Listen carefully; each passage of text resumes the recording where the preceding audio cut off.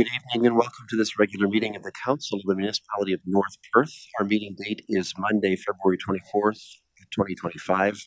I'm Mayor Todd Kasenberg and I'll call this meeting to order. We are having a little bit of technical difficulty in the chamber, but we believe that we're appropriately broadcasting at this point.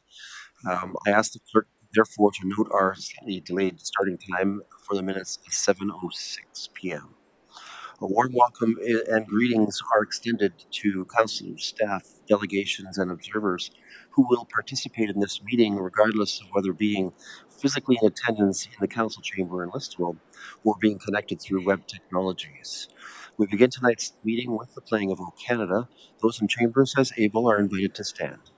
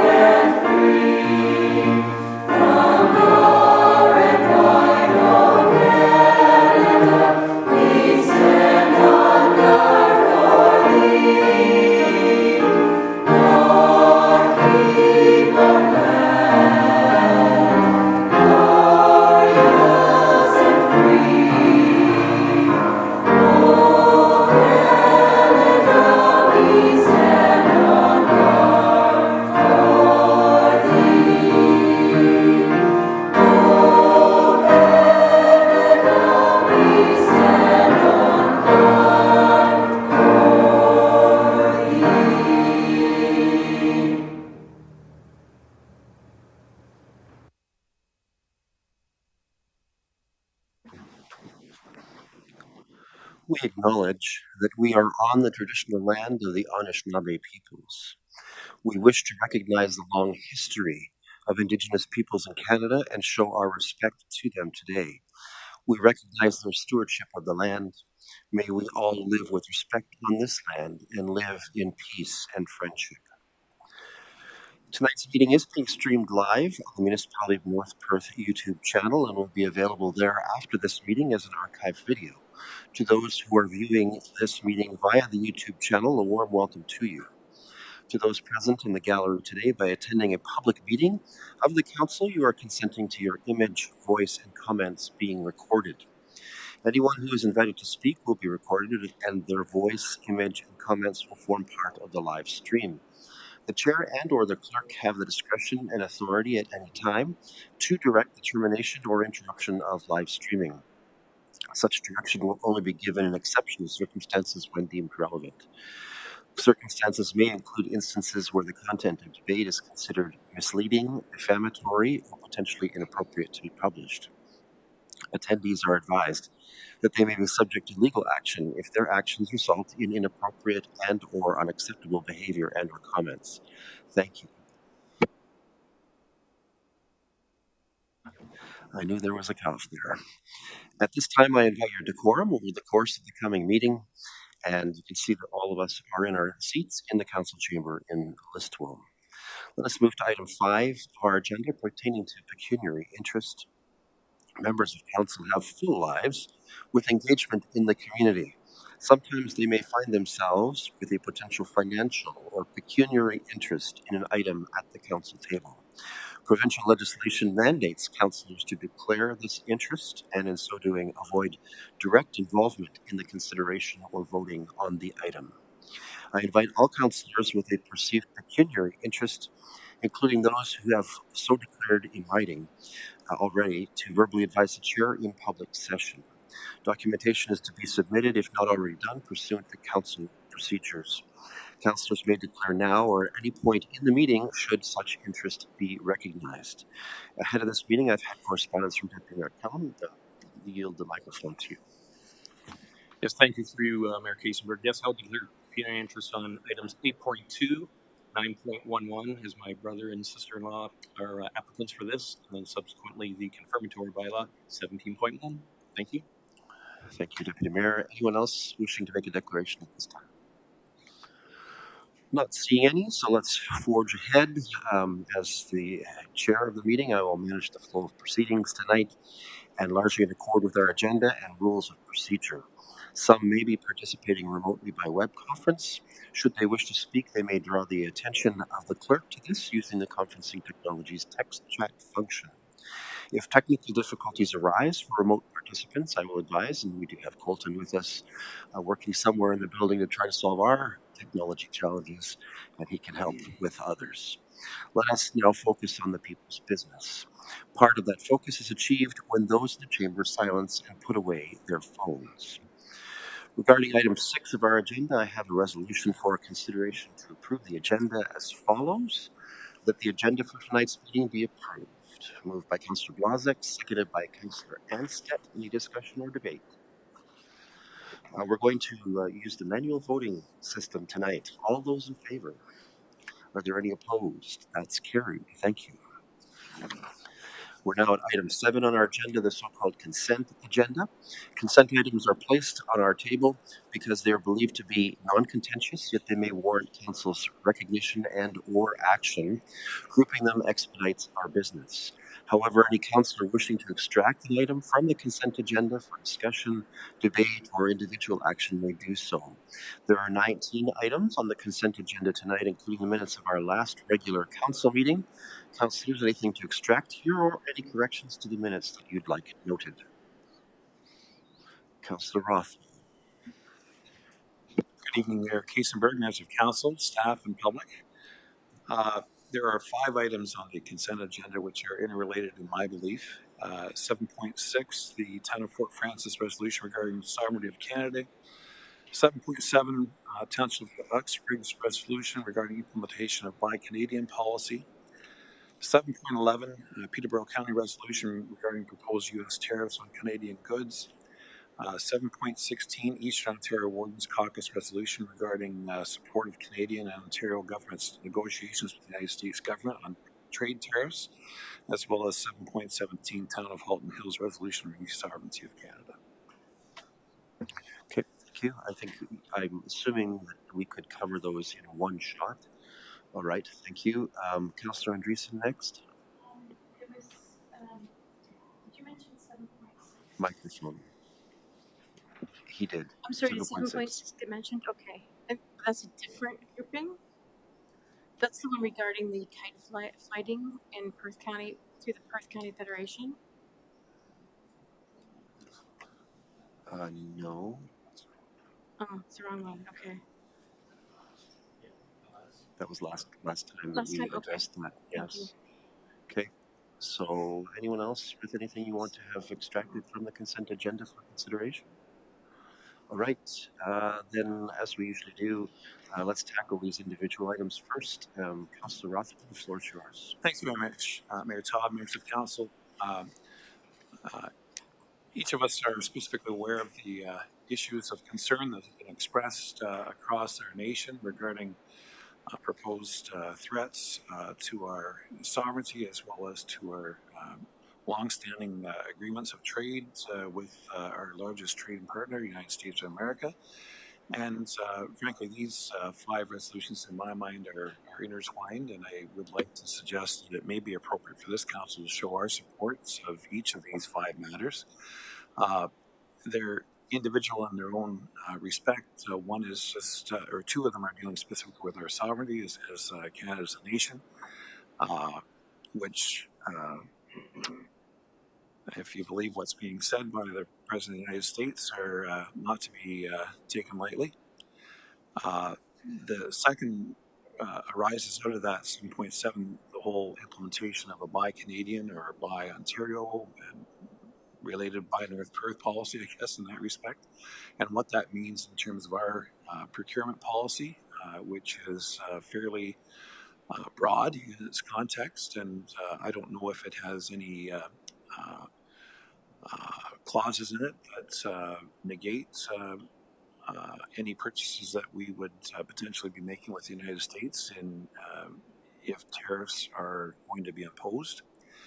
And lastly, in terms of the work that both the federal and provincial governments are doing with negotiations with the United States government on trade tariffs, and just perhaps through the mayor, if the warden of Perth County, Doug Kellum, could answer as to whether or not the Western Ontario wardens have had a similar resolution as to the Eastern Ontario Wardens Caucus. And again, not to go on too much further about this, it's just a matter that, in my view, clearly in North Perth, uh, there is potential impact of on everyone regarding proposed tariffs by the United States and counter tariffs as imposed by Canada and the potential negative effects on individuals as well as their businesses. And there are, whether it's agriculture or commercial or even personal activities, I believe that this is a paramount importance that this municipal council should at least acknowledge and have resolutions in support of these five elements. If there's any questions, I'd be glad to address them. Thank you. Okay, so if I'm following this, you would like to have this council express its support for each of 7.6, 7.7, 7.11, 7.16, 7.17, and you did. There was some. There was an implication, and I just want to check it with you, of interest in something of a staff report on local impacts. But I don't know whether you want to go there at this point or wait this out a little bit further. Through you, Mayor Todd, thanks. Obviously, I wasn't clear, but the resolution of 7.11 from Peterborough County is related in this respect. They're looking at their staff through their CEO and treasurer to provide documentation through their council in terms of potential issues regarding the procurement policies. That's what I understand of 7.11. So, did you wish to have a resolution that actually invites our staff to bring forward a report of understandings? Yes, I'd be willing to make that motion. Okay, so two things then. Resolution of support for all five of these actions, plus direction to staff to prepare a report outlining our understanding of local impacts of these economic actions that are swirling around us. Okay, um, moved by Councillor Rothwell. Who would like to second this? Councillor Richardson, thank you, will be our seconder. Um, any discussion or debate? I know that you want to hear from Warden Killam as well, and I'll invite him. He doesn't have to oblige, but if he's willing to, certainly to speak to what WOW-C is doing on this. Did you want to pick this up? Yes, well, yes, sir. You, Mayor Kasenberg, and yes, Councillor Rothwell. There was an email circulated roughly 2 weeks ago with regards to supporting the non-tariffs. I can't bring it up right now, but when I can, I will forward that email on to you. Okay. All right. Thank you. And I know there are some things happening, of course. Perth County has undertaken a survey which is looking at economic impacts of tariffs for all of Perth County's businesses. I've certainly had outreach to several of our local major employers, inviting them to offer comment, and haven't heard from some of them. So there is information coming in, and I am sure that staff will be well able to offer a bit more of the work that's being done both here, and they'll consult with Perth County, no doubt, for further information. Anyone want to offer any further comments on this resolution? Everyone know what we're doing? Okay. I don't think we're back with Eastscribe yet. So to the vote, those in favor. Are there any opposed? That's carried. Thank you. And then let's consider the general resolution for our consent agenda as follows. Consent items 7.1 to 7.19, including the 2024 annual drinking water reports and the 2024 annual wastewater report, be received for information, and the minutes of February 10th, 2025 regular council meeting be adopted. I call for a mover on this one. Councillor Duncan, thank you. Seconded by Councillor Andreessen. Any discussion or debate on this? Seeing none, all those in favor? Are there any opposed? That's carried. Thank you.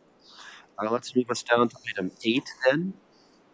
At this hour, we're going to receive 2 delegations from those with interest in our council's business or authority.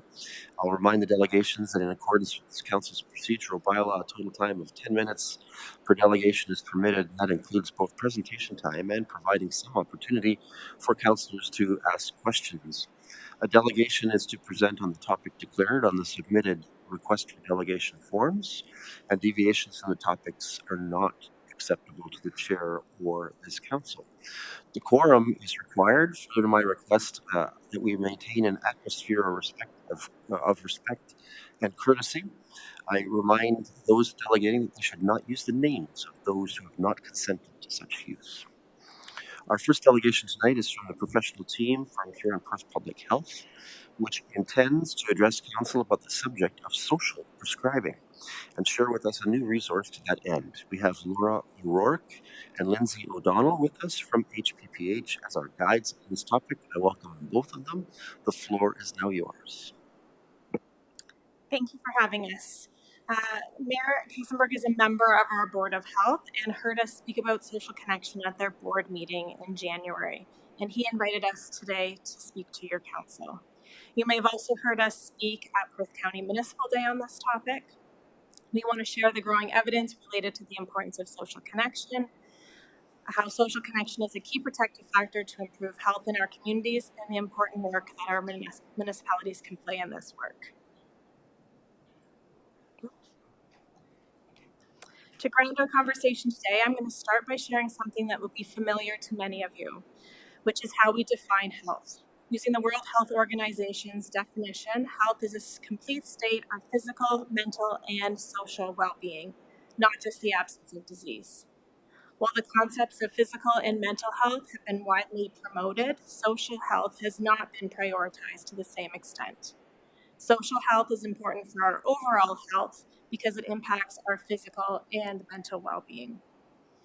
When we talk about social connection, we look at the structure, how connection happens, the function, how it meets our needs, and the quality of our relationships, not just the number of relationships we have.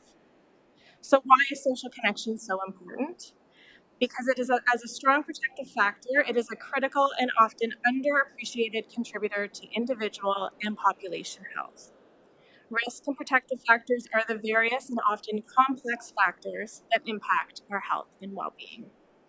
As a key protective factor, social connection supports health outcomes, improves mental well-being, reduces likelihood of problematic substance use, and promotes individual and community resiliency. Social connection is a basic human need. When we lack meaningful and fulfilling social connections, we experience loneliness. Similar to hunger and thirst, loneliness is our body's way of telling us what we need. When we fail to meet those needs, we experience severe negative impacts on our mental and physical health. We know the important role that our social well-being has not only to our own health, but to the health of our communities. At an individual level, evidence shows that increased connection can help reduce the risk of serious health conditions. On average, people who have strong social connections are happier, healthier, and live longer than those who don't. At a community level, residents who are more connected with one another often fare better on several measures of population health, community safety, and community resilience when emergencies strike.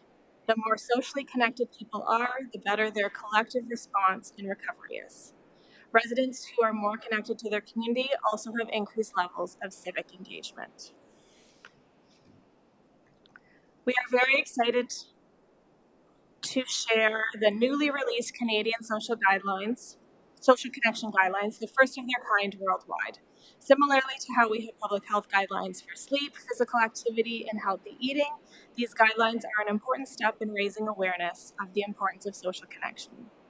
Communities provide the social environments in which individuals live, work, and interact, and these environments can either facilitate or hinder social connection. The community guidelines provide recommendations for communities and their leaders to reduce loneliness, social isolation, and disconnection. These include promoting awareness of the importance of social connection, fostering healthy social and emotional development, making social connection a priority in policies and practices, designing environments for connection, and investing in social events, activities, and programs, improving accessibility and inclusion for all people, measuring and making progress towards improving social well-being.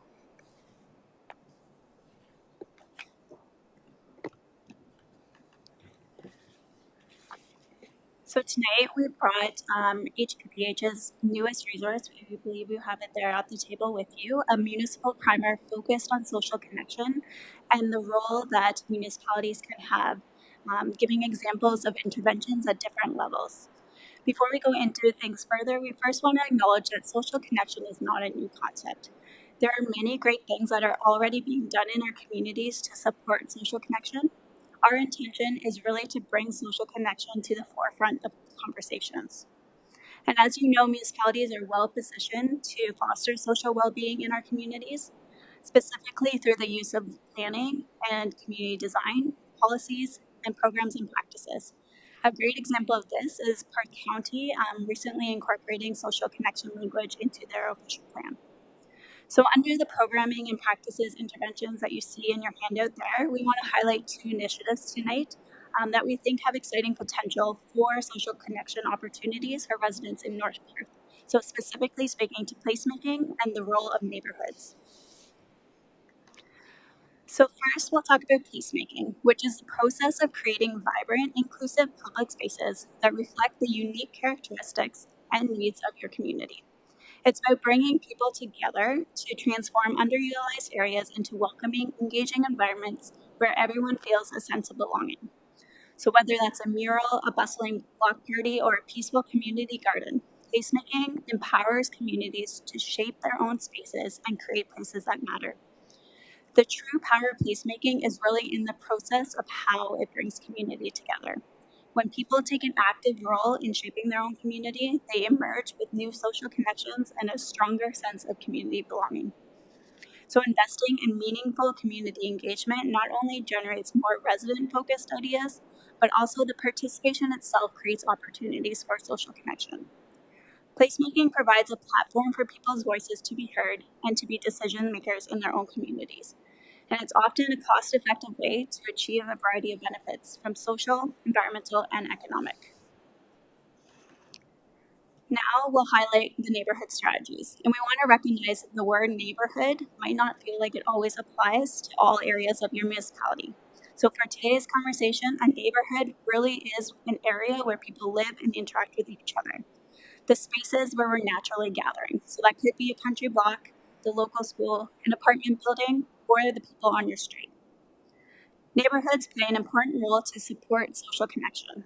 Local governments can influence not only the design of neighborhoods, but also the programming to help people connect and work together to do great things in their own neighborhoods. Social connection is a key ingredient of community resilience. In an emergency, your neighbors will be the first people available who could potentially help.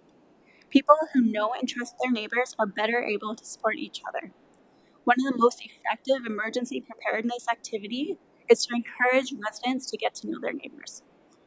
Neighborhood connection may look like people having a sense of neighborhood pride, local events that are well attended, people in the neighborhood helping each other, people knowing each other's names and having regular conversations with each other, and a community which is welcoming and diverse. One way that we can all make our community stronger and more resilient is by making efforts to meet, nurture, and strengthen the connections and relationships we have with our neighbors. So there's lots of things as a municipality that you can do to foster neighborhood connections, as you can see on your screen. We wanted to give some kudos to North Perth for hosting your own neighbor meet and greet last year. And we also wanted just to highlight one term that may be a bit new for some people, which is play streets. This is where residents can play together, such as like a road hockey game in a residential area, and the streets are temporarily closed to traffic. So something you might have seen that happened lots of times when we were younger, but maybe not as much anymore. So as a municipality, can you review processes to make it easier for people to play positive roles in their neighborhood, like providing that low-cost space and having clear guidelines on how to work with the municipality or temporarily closing those roads to support events that foster social connection. We also wanted to share a local event that is coming up in April, so April 29th in Clinton at the Liberal Hall. We're working with the United Way community coordinators to host a Belonging Matters workshop, which will explore the conversation around belonging and what it looks like in Toronto and Perth, and how to enhance opportunities for social connection. Registration for this event will be up shortly on here in Perth United Way's website.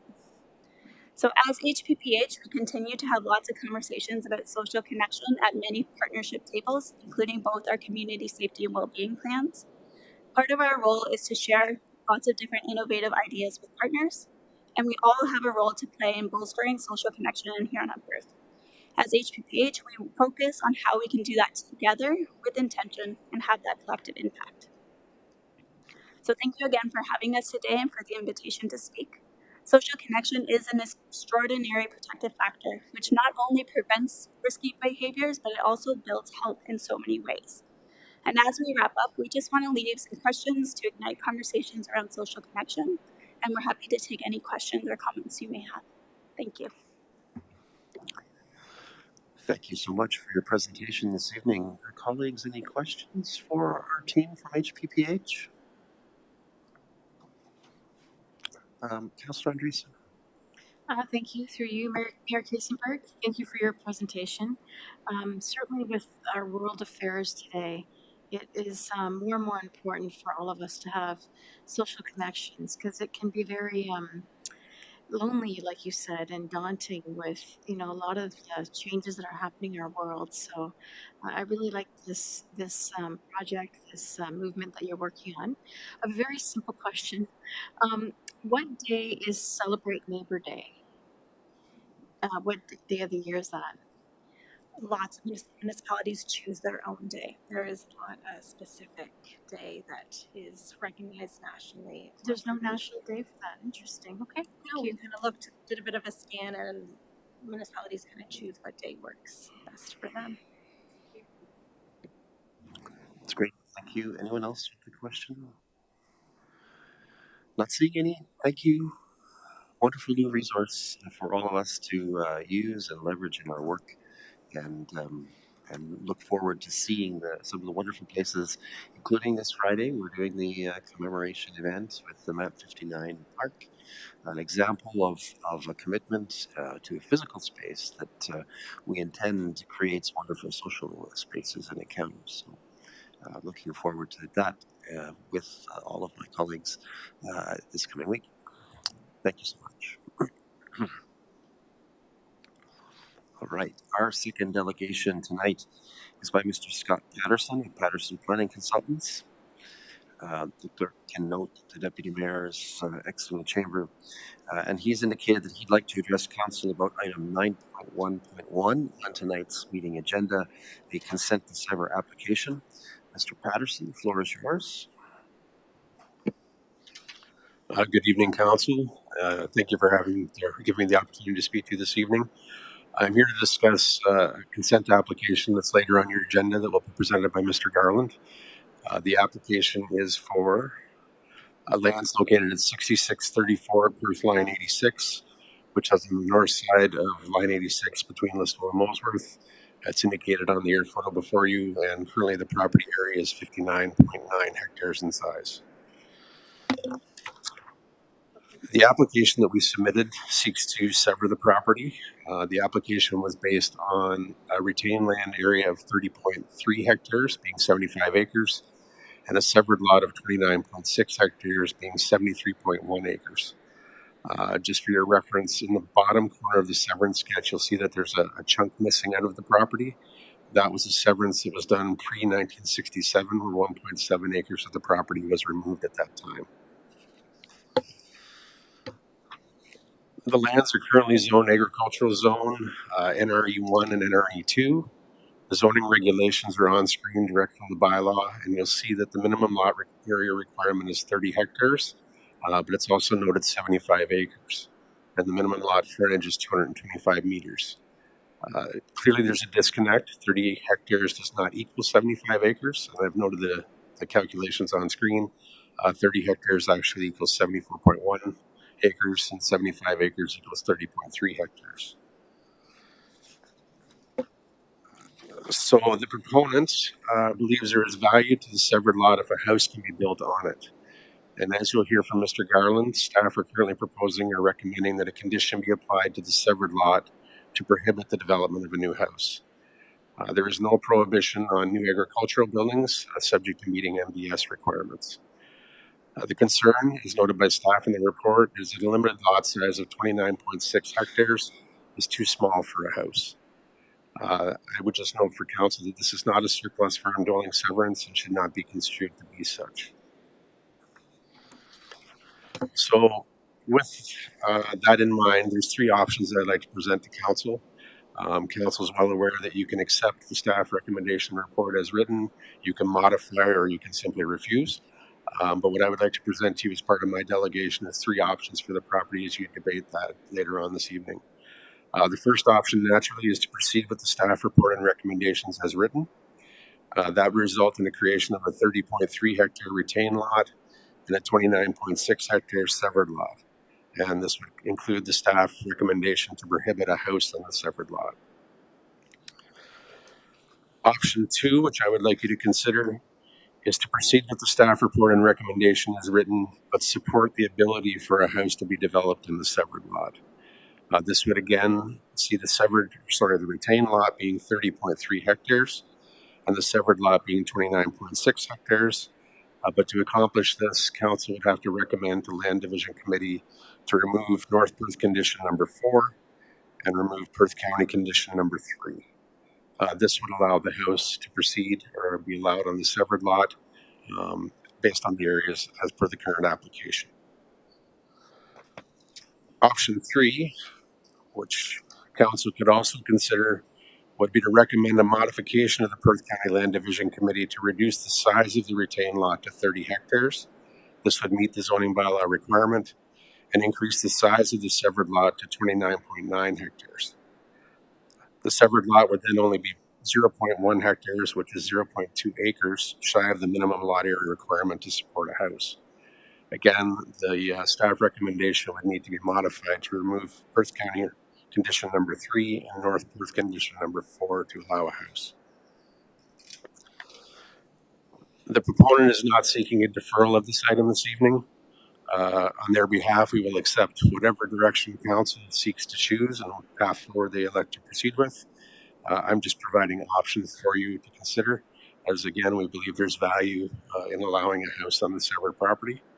And again, I would just note for council that this is not a surplus farm dwelling severance where prohibitions on new dwellings are typically applied to the retained lands. Also, through my review of the staff report, a new condition will need to be added to require that the owner obtain the necessary zoning relief for a zoning bylaw amendment or minor variance to address the reduced lot frontage and lot area for the severed lot. This condition is not currently included in the staff report, and I believe Mr. Garland is aware of this and will speak to this as well.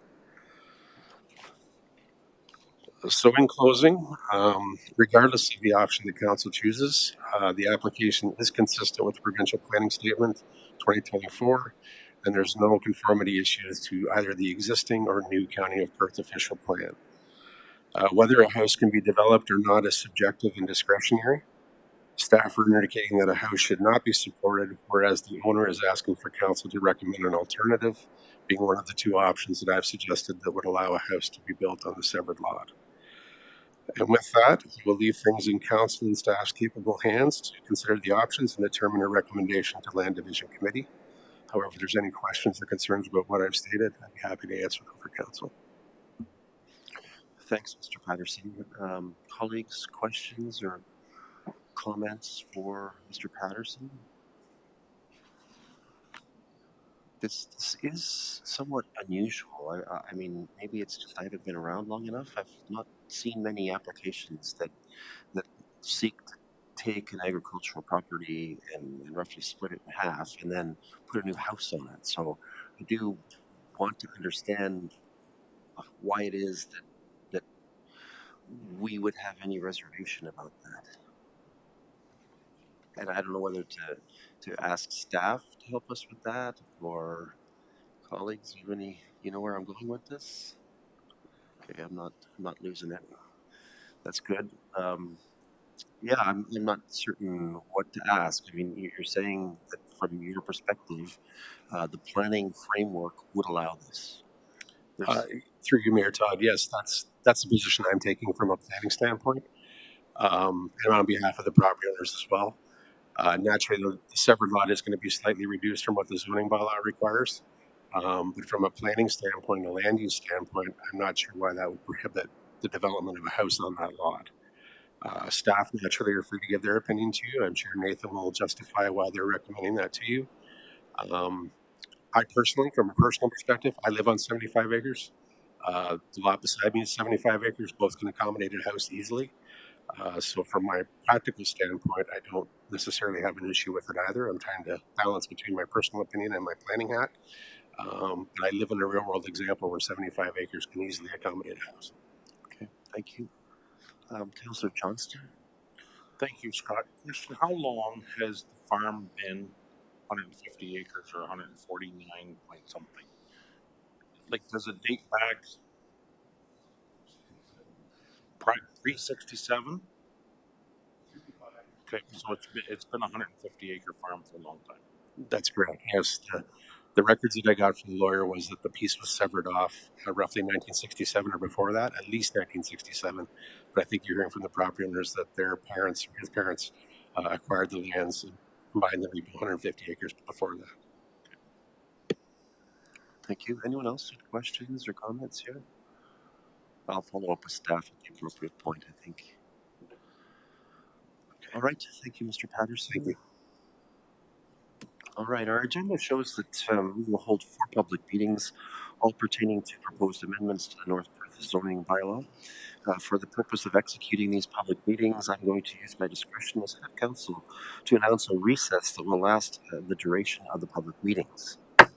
We are now recessed. With that, let's get to the business of public meetings. Um, first up, this is a public meeting dealing with a application made under the Planning Act. Welcome to those attending the public meeting pursuant to the Planning Act. This meeting will deal with an application for a zoning bylaw amendment, Z-16-2024 by MTE OLS on behalf of Doug and Barb Beerfelds for property legally described as Lot 131 and 132, Plan 183, Listowel Ward, Municipality of North Perth, municipally known as 690 Wallace Avenue South. Correspondence, reports, and comments received regarding this application will be considered by council. Those in attendance wishing to make comments concerning this application will be given the opportunity to do so. Anyone wishing to appeal council's decision in this matter must make a verbal submission during this public meeting or have made a written submission to council.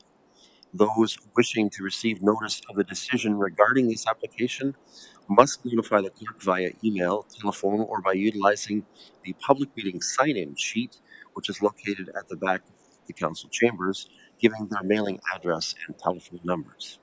At this time, I will call for a summary of this application, which will be offered by Nathan Garland, a planner from the County of Perth who works on North Perth files. Mr. Garland, welcome as always. Thank you, Mayor Kiesenberg, members of North Perth Council. I'm here to present on application Z16 2024 on behalf of Douglas and Barbara Burfelds and MTE Consulting and Doug Remu on the agent. So the application and location noted is along Wallace Avenue South, just south of the fire hall. Just to give you a point of reference for the lands in Listowel, so it is in Listowel, and then they are requesting to rezone the subject property for a future division through part of control. So this is the precursor to that, just to give you a bit of frame of reference. Just a photo of the subject land, the report photo, and then just some profile photos from the street looking north from Anger there. So as commented, this is a request for rezoning at this time. One of the precursors for part lot control is that it meets the zoning bylaw. So this is a precursor and intent to meet the zoning bylaw at that time so they can go through a part lot control application in the future. So they can't proceed with that until the zoning is considered appropriately. Just an area image of what the future consideration is. So they are requesting to rezone the retained lands and severed lands. I will note a small change. My apologies. This should be an R4-28, I believe, and R4-29. Just a little bit of number nomenclature. My apologies on that. But they are requesting a reduced front yard and accessory structure relief for the property or area to the west, and then reduced rear yard, front yard, and exterior side yard for the area to the east. So just to address that, future lot considerations so that should a future buyer come forward to develop that, they could locate a house there on the property. Comments and concerns expressed. So we did have a neighbor express some concerns. We had one neighbor call and express concerns. They were concerned with respect to the drainage and the water coming over top. Currently, the subject lands does slope entirely towards the north, so it is fairly strong slope towards the north. All the water does drain that way currently, so they expressed some concerns with a future house going in there. Staff have looked at that and considered it. There is some potential for some actual relief on that. So splitting the lot drainage and having the front yard water drain towards Anger Street would provide a little bit of relief for that. That also addresses the site just to address some front yard drainage as well as it does limit the water, but at this time they have not submitted a lot gradient drainage plan to show how that would be revised. There would be no additional water coming on the site, so there's no changes to the actual catchment area. It's the same amount of water coming on the site as before and after. So free to post remains exactly the same. No changes to the lot coverage as well, too, through the zoning bylaws, so no changes to that. They would meet the zoning requirements. Staff are supportive of the application, save and except for the request for the exterior side yard. Currently, there's a closed road that abuts the subject lands, so staff are recommending a 3-meter setback instead of the 1.2 meters that was requested by the applicant. That's consistent with the new subdivisions that we're seeing and some of the new applications that we're seeing move forward. So that's an exterior side yard should they ever refuse to run a trail or some kind of other development through that area to provide some access. It is supported through the provincial policy statement, county official plan, and list official plan because it does consider this as an infill lot and some intensification for that. And then I have noted as well too, a part lot control application would follow subsequently and be brought back to council's consideration. Therefore, it is my recommendation that North Perth receives the report and that North Perth Council approves the rezoning as submitted by staff. I'm happy to address or answer any questions. Thank you, Mr. Garland. Can you or the clerk update me as to notifications that have been issued with regards to this file? Notification was provided previously, I believe in December, then recirculated as part of the closed council meeting. That's why it's being brought back to this council from January, so it has been circulated twice now. Thank you. You've mentioned that there were some comments from a neighbor. Any comments from any regulatory authorities or others? None of the regulatory authorities. Staff did go out and inspect the site for servicing requirements, both with water and sewer. There was some just questions on where the connection would be, but they did verify that the connection would be a possibility from just east on Anchor. Okay. Anything that our clerk has received that we're not aware of at this point? To you, Mayor Todd, I have not received any additional correspondence. Great, thank you. All right, this is the opportunity then for those who've come for the purpose of this public meeting to make comments, and you will now be invited to do so in order. First, we'll call on those who are in favor of the application, other than the applicant. If they wish to speak, they're welcome to do so. Are any advised of this? All right. Next, then, those who are opposed to this application may take the podium at this time and present to council. Any wishing to avail themselves of that opportunity? Not seeing any hands wave. The applicant or the applicant's agent may speak at this time if they wish. Is there any desire to take that opportunity? Not seeing indication of that. So let's turn to council. Colleagues, questions on this application? Anyone? Councillor Duncan. Thank you. Nathan, it says in the report that the unopened road allowance directly adjacent to the exterior side yard of the future lot, staff are suggesting council only support the exterior side yard of 3 meters in the event the road stub is extended. Can you just explain that? So yes, to the mayor, so I'm just going to flip back actually, just maybe to give council a visual just to assist. So you'll see, I believe that, I can't make that out of the drawing, but there is I'll say a shared access way or trail through there. That's the exterior side, what we consider an exterior side yard. Even though it doesn't front an open road, it does show a road allowance that runs through there. Um, if that road was ever stubbed for whatever reason, like more likely a trail connection, but there is two lots at the back there that could be potentially connected through some kind of drive aisle or access way through there. So if that was ever extended, the 3 meters just gives a little bit of extra space as far as orientation and an access way and entrance, just a little bit of space from that area as opposed to the 1.2. So that's why staff are recommending 3. Once again, it is consistent with some of the newer subdivisions that we're seeing with that exterior side yard as well too. But you're not saying the application is contingent on that road stub being extended? No, through the mayor, no, it's not contingent upon that at all. No, they do have access onto Anchor Street as brings up. Yep. Thank you. Yes, that's correct.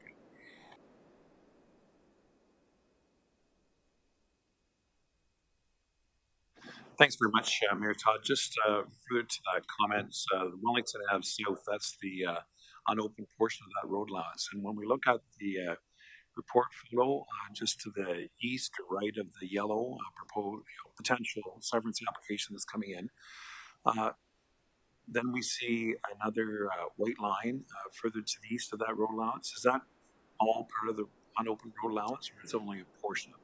Through the mayor, I believe only a portion is, so just where the wording's located, there is, my understanding is a small, it's probably 33 feet wide, privately owned through that area as well too. So, and just further, if I may, you mentioned access. So if we go to the north of the yellow rectangle there, that would be a potential lot that would be accessed by this unopened road allowance, and then further to the north as well. As are those the two lots here? Through the mayor, those are the 2 lots that I'd be referring to. Yes, that's correct.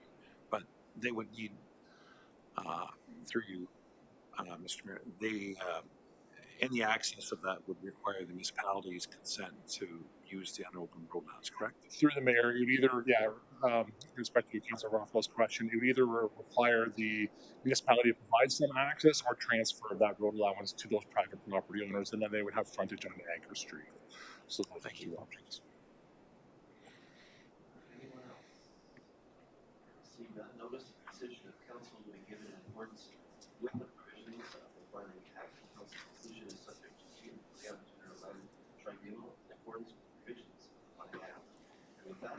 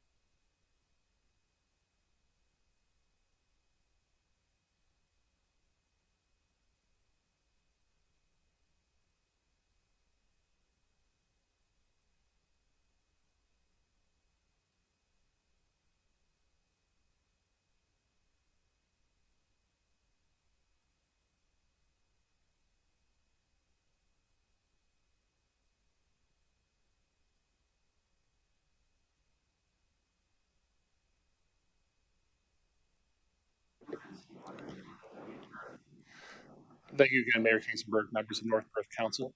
I'm here to present an application Z17 2024. The owners and applicants are Thomas, Martha, and Patrick Ireland. Council may recall this application. It is a surplus farm. It's a requirement of a surplus farm application to rezone the subject lands to prohibit a future house. And I'll go through the presentation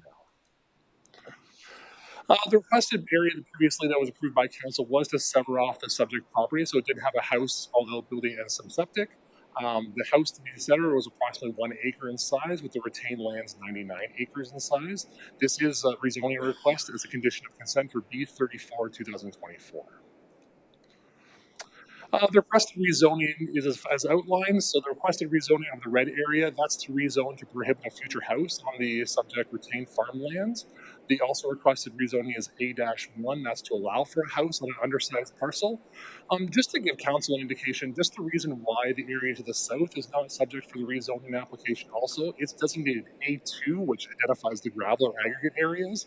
That already doesn't allow for a house on that area. So that's why only the smaller red area is located as part of this. So they would, in essence, prohibit a house on the entire retained lands of the agricultural parcel, but just give council an indication of why it's split like that. No concerns or comments have been expressed by the neighbors. The Edelings do own another farm property that's been located there. The servicing is to remain private, so the septic and well are located on the lands already. There's a house there also. Just a couple of pictures of the property.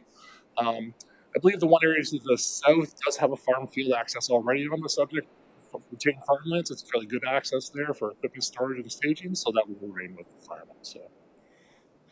And that's the end of my presentation. Staff are supportive of the application and I'm happy to address or answer any questions.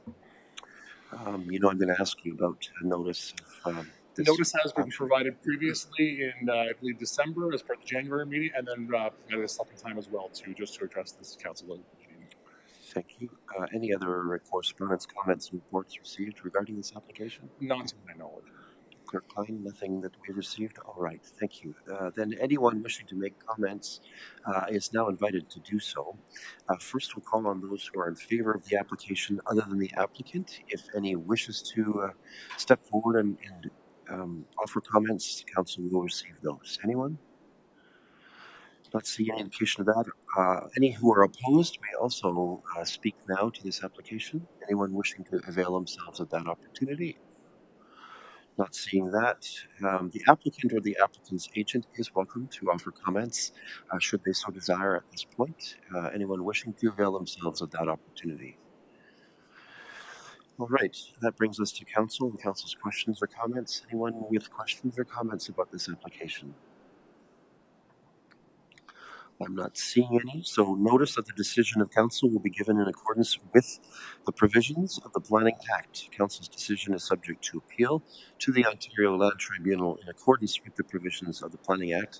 And with that, we can adjourn that planning meeting.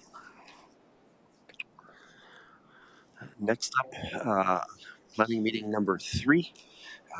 This is again an application made under the Planning Act. Welcome to those who've come to this meeting for the purpose of hearing this and participating in this opportunity. This is a statutory public meeting to deal with an application for zoning bylaw amendment Z19 2024 by Doug Reum on behalf of Joda Run Farms for a property legally described as Concession 15, Lot 31, Municipality of North Perth, municipally known as 5250, line 60. Correspondence, reports, and comments received regarding this application will be considered by council. Those in attendance wishing to make comments concerning this application will be given the opportunity to do so. Anyone wishing to appeal council's decision in this matter must make verbal submission during this public meeting or have made a written submission to council. Those wishing to receive notice of the decision regarding the application must notify the clerk via email, telephone, or by utilizing the public meeting sign-in sheet at the back of the council chambers, giving their mailing address and telephone number. Again, tall Mr. Garland is up to speak to this application, and Mr. Garland is a planner with the County of Perth. Please. Thank you, Mayor Kasenberg, members of North Perth Council again. I'm here to present on application Z19 2024. Just for Council's awareness, this is a precursor to a future consideration for a severance application later on the agenda. We are asking Council to consider this as an approval in principle, so it wouldn't be passed tonight, but we bring back the bylaw should Council consider supporting the severance application in the future. The owners are Joda Run Farms, and they are requesting a surplus farm severance and rezoning at this time. For Council's information, they are requesting a severed area to include the area outlined. It is approximately 1 hectare or 2.5 acres, with the retained farmland as 40.6 or 100.3 acres. This would be a precursor to a condition of consent. The consent is noted as B5524. So just let's see that outline there. And it does include the house and the septic system. On the farmland, it does retain the existing metal clad shed. There is no barn on the subject land. It has been removed previously. Just an outline of what's being considered at the zoning stage at this time. So once again, we are asking council to consider this as an in-principle consideration. So it would allow for a rezoning of the A1 parcel to recognize an undersized agricultural lot to allow for a house to be located on the property, and then as well as the A-62 zone to prohibit a house from going on the subject lands in the future. Once again, the area to the north is that A-2. You'll see that small little bump out there. That already prohibits a house from being located there. So that's why it's excluded. You'll just see that in the fronting lane 62 there. No concerns or comments expressed for any of the agencies. Servicing is remain private. This consideration for rezoning does consider the consent application. So subject to council considering the consent application, this would meet the farm dwelling surplus requirement as part of the county official plan, PPS, and the agricultural policies provided within it. A couple pictures. So they are showing a driveway located there just across a bit of a ditch and a drainage area. My understanding is they have frontage on line 62, so there is no shared access being considered. And I'm happy to address or answer any questions at this time. Thank you, Mr. Garland. Notifications? Notification was provided for this application previously, I understand, in January. Okay. And have we heard of all the comments that have been received, correspondence, reports? I'm not aware of any additional comments or information. And to the clerk, she's indicating no as well. All right, then this is the opportunity for those who have attended this meeting for this purpose to make comments. And you're now invited to do so. Those in favor, other than the applicant, if any. Anyone wishing to take that opportunity? Not seeing any. Those who are opposed, if any, may approach the podium at this point. Anyone? Not seeing any. The applicant or the applicant's agent may offer comments at this point. Have we seen any indication of that desire? All right, then we turn to council. Colleagues, questions, any comments? Councillor Nordham. Thank you to you, Mayor Kasenberg. Just a question. Did you say there was no shared access? My understanding, they're not proposing a shared access along that culvert area. They do have access or frontage along line 62, I believe, abutting there, but they may consider a shared access. I have not received any request for a shared access to that. So. Yeah, just curious, have we ever done that before where they have a shared access? I'm just kind of wondering how they would get back to that shed. We have considered a shared access through a previous surplus farm severance file in North Perth. They do have an agreement that they register on title as far as cost sharing, and Mr. Patterson and I have worked on that actually, and I believe he drafted that. So. Anyone else with questions or comments? All right, not seeing any. So notice the decision of council will be given in accordance with the provisions of the Planning Act. Council's decision is subject to appeal to the Ontario Land Tribunal in accordance with provisions of the Planning Act. And with that, we will adjourn this meeting. Finally, we have one more I'll call to order this evening. Welcome to those who are attending a public meeting pursuant to the Planning Act. This is a statutory public meeting to deal with an application for zoning bylaw amendment Z20-2024 by Doug Riom on behalf of Jeff Burlett for property legally described as concession 2N, part lot 13, municipality of North Perth, municipally known as 5439 line 87. It must feel like Groundhog Day. Correspondence, reports, and comments received regarding this application will be considered by council. Those in attendance wishing to make comments concerning this application will be given the opportunity to do so.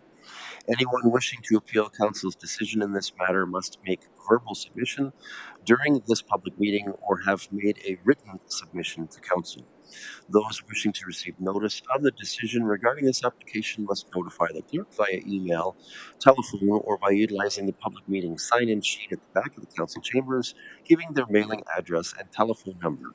At this time, I again call on Mr. Garland from the County of Perth to give us a summary of this application.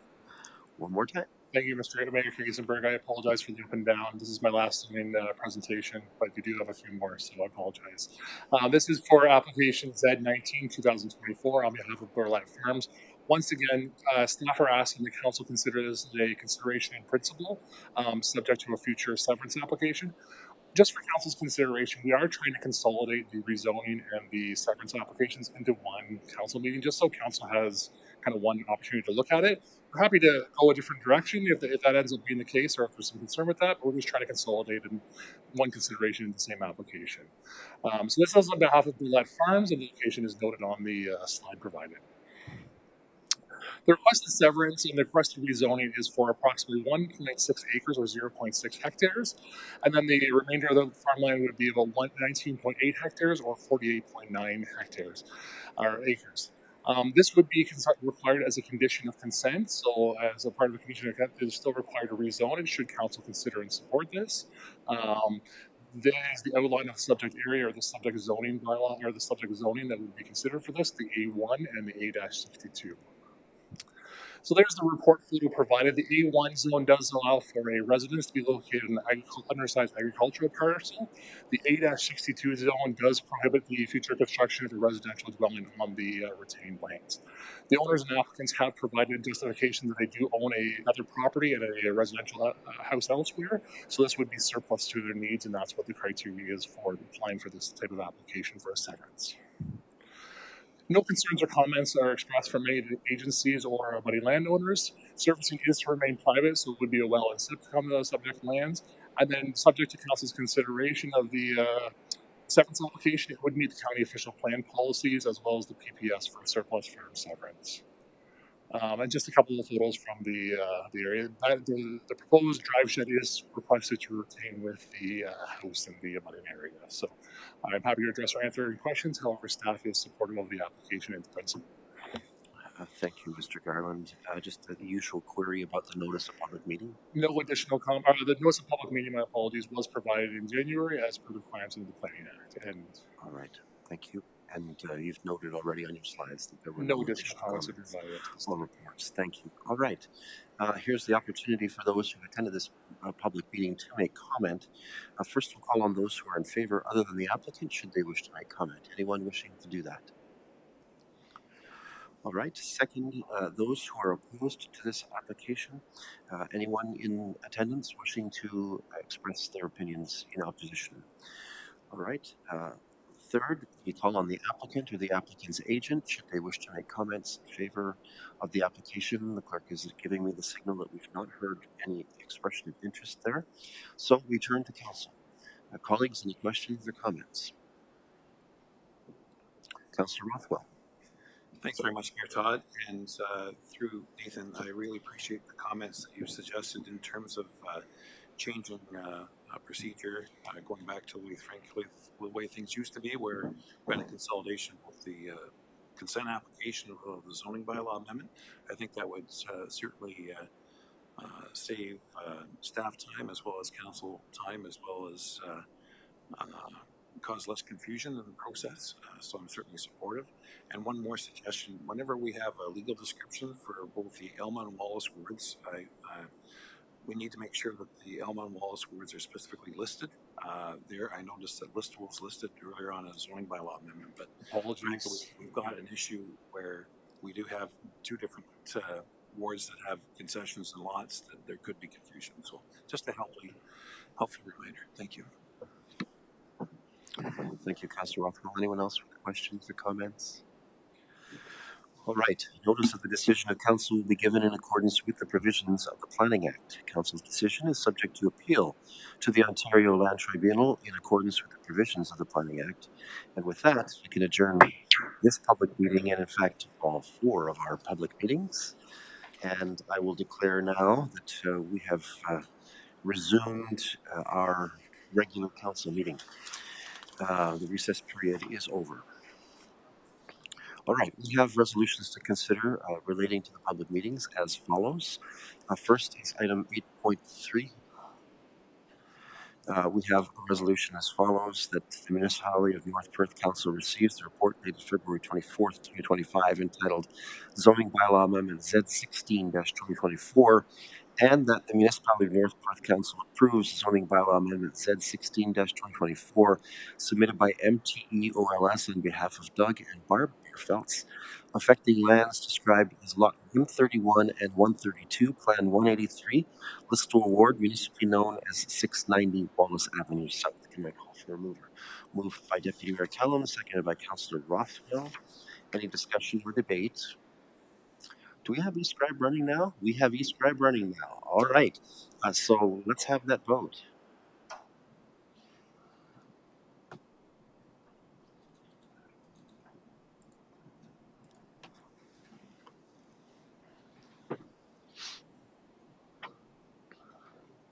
And that is carried. Thank you. Next up is item 8.4.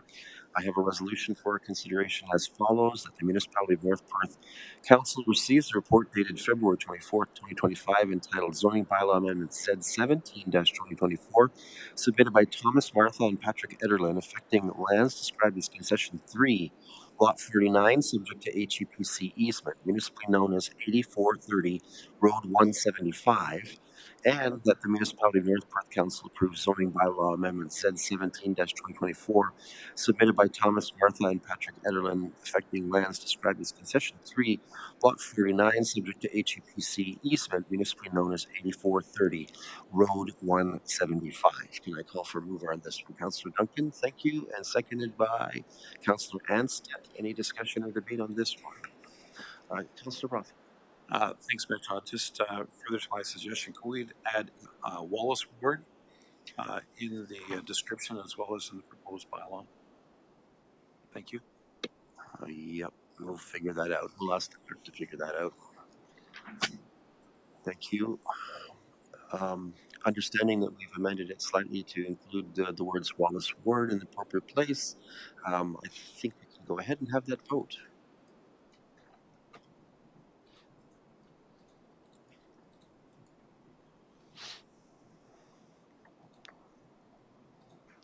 And that is carried. Thank you. Next up is item 8.5 as follows: that the Municipality of North Perth Council receives the report dated February 24th, 2025, entitled Zoning Bylaw Amendment Z 19-2024, submitted by Doug Riom on behalf of Joda Run Farms Limited, affecting lands described as Concession 15, Lot 31, municipally known as 5250 Line 60. This is Elmo Ward, I think. Yep. And that the Municipality of North Perth Council approves in principle zoning bylaw amendment Z 19-2024, submitted by Doug Riom on behalf of Joda Run Farms Limited, affecting lands described as Concession 15, Lot 31, Elma Ward, municipally known as 5250 Line 60. Can I call for a mover on this one? Councillor Richardson, thank you. Seconded by Councillor Duncan. Any discussion or debate? Let's have that vote.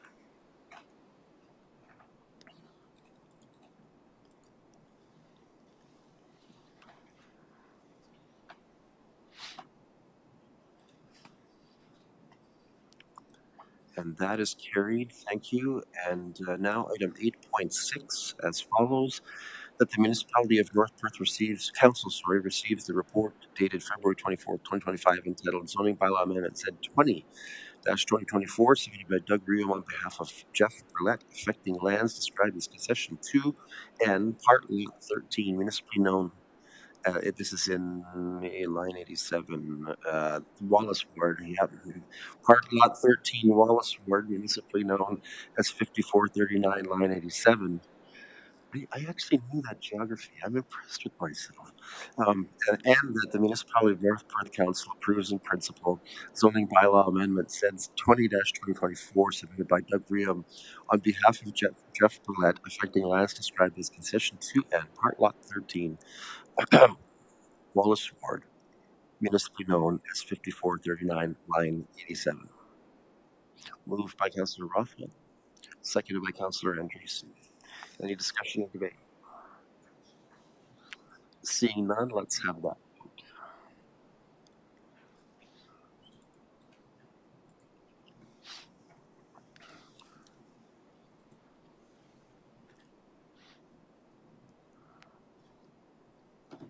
And that is carried. Thank you. All right, that brings us to item 9 on our agenda. First, let us consider 3 items from the Development and Protective Services Department under item 9.1 of our agenda. Let the record note that Deputy Mayor Kellum has exited the chamber. As item 9.1.1, Council is invited to forward its advice to approve with a collection of conditions to the County of Perth Land Division Committee or its designate related to an application requesting consent to sever lands in the Wallace ward of the municipality of North Perth, owned by Brian and Angela McCracken, and represented by Patterson Planning Consultants. County of Perth planner Nathan Garland, who works on North Perth files, is with us to provide an overview and recommendation. Planner Garland, welcome back. Thank you, Mayor Claysenberg, members of North Perth Council. Just to refresh Council again, this is for a severance application. So just coming out of the rezoning side of things, moving towards the severance. So this is the severance application requested. So this is on behalf of the owners, Brian and Angela McCracken, and the applicant and agent is Patterson Planning Consultant on behalf of Scott Patterson. Location is noted on the slide there. You'll see this is Wallace Ward. This is just to the west of the municipality. There is here on east. You'll see that there's no I'll say lot fabric configuration. That's just in the Huron County side to the southeast, southwest. So very, very close to that Huron East boundary area. Oh, my apologies. The requested application of severance is for the severance of the approximately 29.9 hectares of land with a retained 30 hectares of land. So it is approximately 148 and change acres or so. As noted previously by Mr. Patterson, there is the small 1.7 acre severance that has been historically taken out. That's just in the southeast corner. A couple of just street view photos of the subject land. They were a little bit better than the snow-covered ones that I was looking at through the snowbanks, so these are a little easier to see. The lands, the area photo to the north, that's of the retained lands. So that is the house and the barn and the outbuildings there. And then the requested severed area is vacant currently. There is a small shed at the back. I think it's kind of an older type building, so it wouldn't be necessarily incorporated as part of any kind of farm structures. It's just a fairly small outbuilding at the back. Lots to be retained is approximately 3.3 hectares or 75 acres, as noted by Mr. Patterson. The numbers don't quite equate with the hectares to acres conversion or so, so it is a rounding. So we are looking at very close to the 30 hectares for the severed parcel, so it's 29.6 hectares. The applicants have indicated that they are willing to adjust those sizes if the sizing came in as concerned. Staff have noted the 0.7 hectare severance that was taken out previously. I guess that's where staff have really focused on the recommendation to request for prohibition in the future, where that residential lot has been removed historically from the historic lot fabric. And dealing and addressing the conditions. So I'm happy to go back and we can talk a little bit further about that, but that's really where staff are focusing on that requested condition for recognizing that that severed land would be prohibited from a house in the future. So just because of that residential removal historically. No comments or concerns from any of the neighbors expressed, so no one has expressed any concern. They do have good road frontage along there. Hydro One and then Blue Water Recycling have also provided comments. No concerns from their end of things with any of the applications provided. The applicants have requested that the severed lot do allow for a resident to be permitted in the future. And then the applicants, as mentioned, are amenable to adjusting the severance size if there was that direction from North Perth Council. Staff are supportive, subject to the conditions outlined. We have requested the rezoning of the subject lands to prohibit a residence from located in the future. This residential lot was removed previously from part lot 45, concession 1, so there was that part of the original farm parcel. The original farm parcel was previously broken down from the original 100 from the 1867 almanac or so. It was originally a 100-acre parcel that was subsequently broken to 250s, which joined east to west. And then there was this small residential lot taken out as well, too. Staff do note it is very close to the minimum farm size for North Perth. So the North Perth zoning bylaw does reference back to a minimum, I'll say farm parcel size, not farm size. I couldn't say that, that's incorrect, but a farm parcel size, really look at about the 74 to 75 acres as a minimum size for consideration. Staff do agree that there is a rounding area. We typically look at the 30 hectares, which is the 74.13, just because that's the metric system now. So we try to incorporate that as closely as possible. And then, as mentioned, staff are not supportive should there be a request to include a residence. However, that is up to council's direction to advise Perth County Land Division for that. Once again, it is our recommendation that council receives the report and that North Perth Council support the seventh as the conditions listed. I'm happy to address or answer any questions at this time. Colleagues, Councillor Johnston. Thank you, Nathan. Two questions. Is there a natural split in this farm where we're splitting it, or are we splitting fields? Is that through the mayor? It appears to be splitting fields. Okay. It doesn't appear to be a natural split. There's no drainage ditch or anything like that. I'm aware of that runs through that. You might wish to direct it to the applicant. They would have more knowledge about that intimately than I would necessarily. Second question, if we were to allow a house on the severed farm, how close could it be to the house that's severed off pre-1967? Like, would it have to be a fair piece away, or could it be built close to that? Through the mayor, it would be fairly close. It would meet the zoning. I don't recall off the top of my head. It would be, I'll say, 10 meters, 4.5 meters from the. It's an interior lot line setback is what we're looking at. 15 meters from the road, and then so interior. It could be built down in that same corner. Yeah, through the mayor, it could be indicated where the preference for that house would be built. Subject to Perth County approving the entrance location, that might be the one consideration that I would flag for council.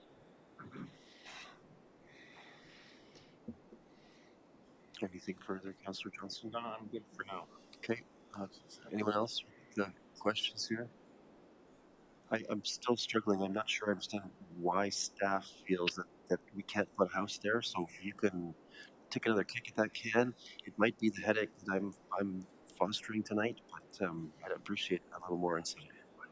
Through the mayor to the mayor, for council's consideration, staff are requesting the prohibition on the residents. And I would note too, in Mr. Patterson's comment, staff would also request that a condition for rezoning for the reduced lot frontage. My apologies, I should have mentioned that previously as well too.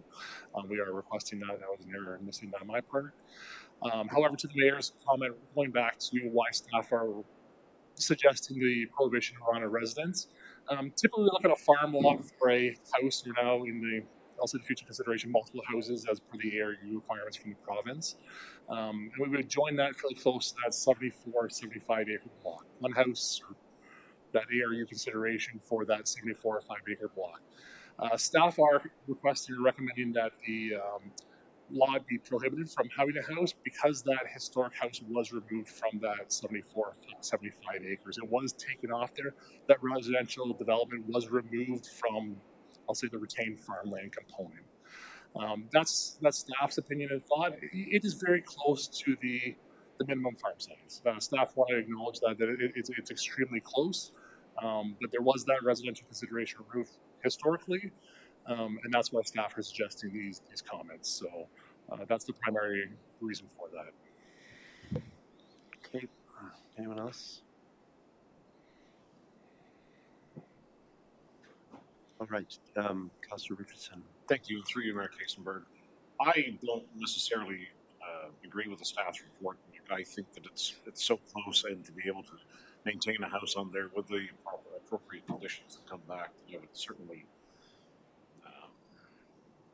get with Mr. Patterson's presentation, but I do believe that was, I think, option 2 or 3. 3 was the keeping them both 30 each. I might ask Mr. Patterson to come back and give the reference back to those options. So if council decides to go in a different direction, I might ask. I'm just saying that's my 2 cents, and I do believe that it certainly meets the standard. But it would be large enough to, in the future, if it was so desired, to be able to accommodate it in a single dwelling. So, thank you. Anyone else with comments, questions at this point? Want to discuss or debate this? Councillor Rothman. Thanks, Mayor Todd. I'm in favor of the staff recommendation. The reason is that the house that was severed off in 1967 or thereabouts was part of this farm originally, and that was the farmhouse, as I understand. And clearly, a decision was made by the property owners at that time to sever the balance of the farmland and add it onto this parcel. There's little or no reason, in my view, to have a dwelling located on this farm parcel when it was severed off back in 1967. We do have, I'm aware of other parcels where, in fact, there was no prohibition that was registered on title, that a dwelling was allowed to be created on the severed farm parcel. And then we had a non-farm dwelling and a farm dwelling beside each other when there was only one dwelling permitted in the first place. So frankly, I don't want to see us step back in time. I think the current policy would be that the if there was a dwelling there previously, and I agree with uh, Scott Patterson, the consultant on this, is that this is not a surplus farmhouse severance today, but it was in 1967, and I see no difference in the way we should treat this. So I'll move the resolution that the staff report be accepted with the conditions as proposed. Okay, thank you. So we have a motion on the floor to address the resolution. Maybe I'll read the first part of it just so that we understand where we're going with this.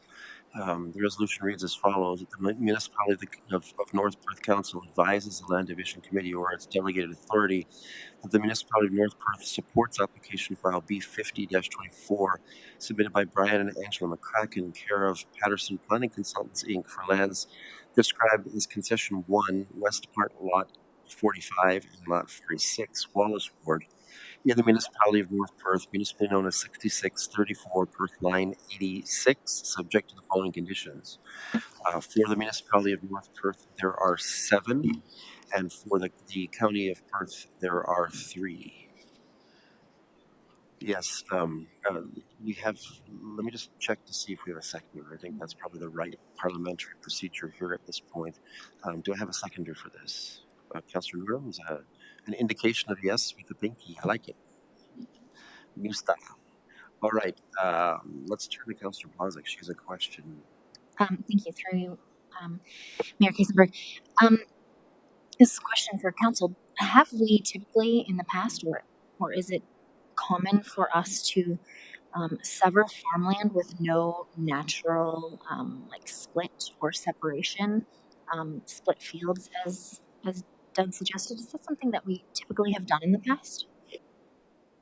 Mr. Garland? Through the mayor, not to my awareness, it hasn't been done in the past. Staff did consider that as well too, that there is not necessarily a natural severance, but it is close to the minimum farm size, so that's why staff are considering bringing this forward.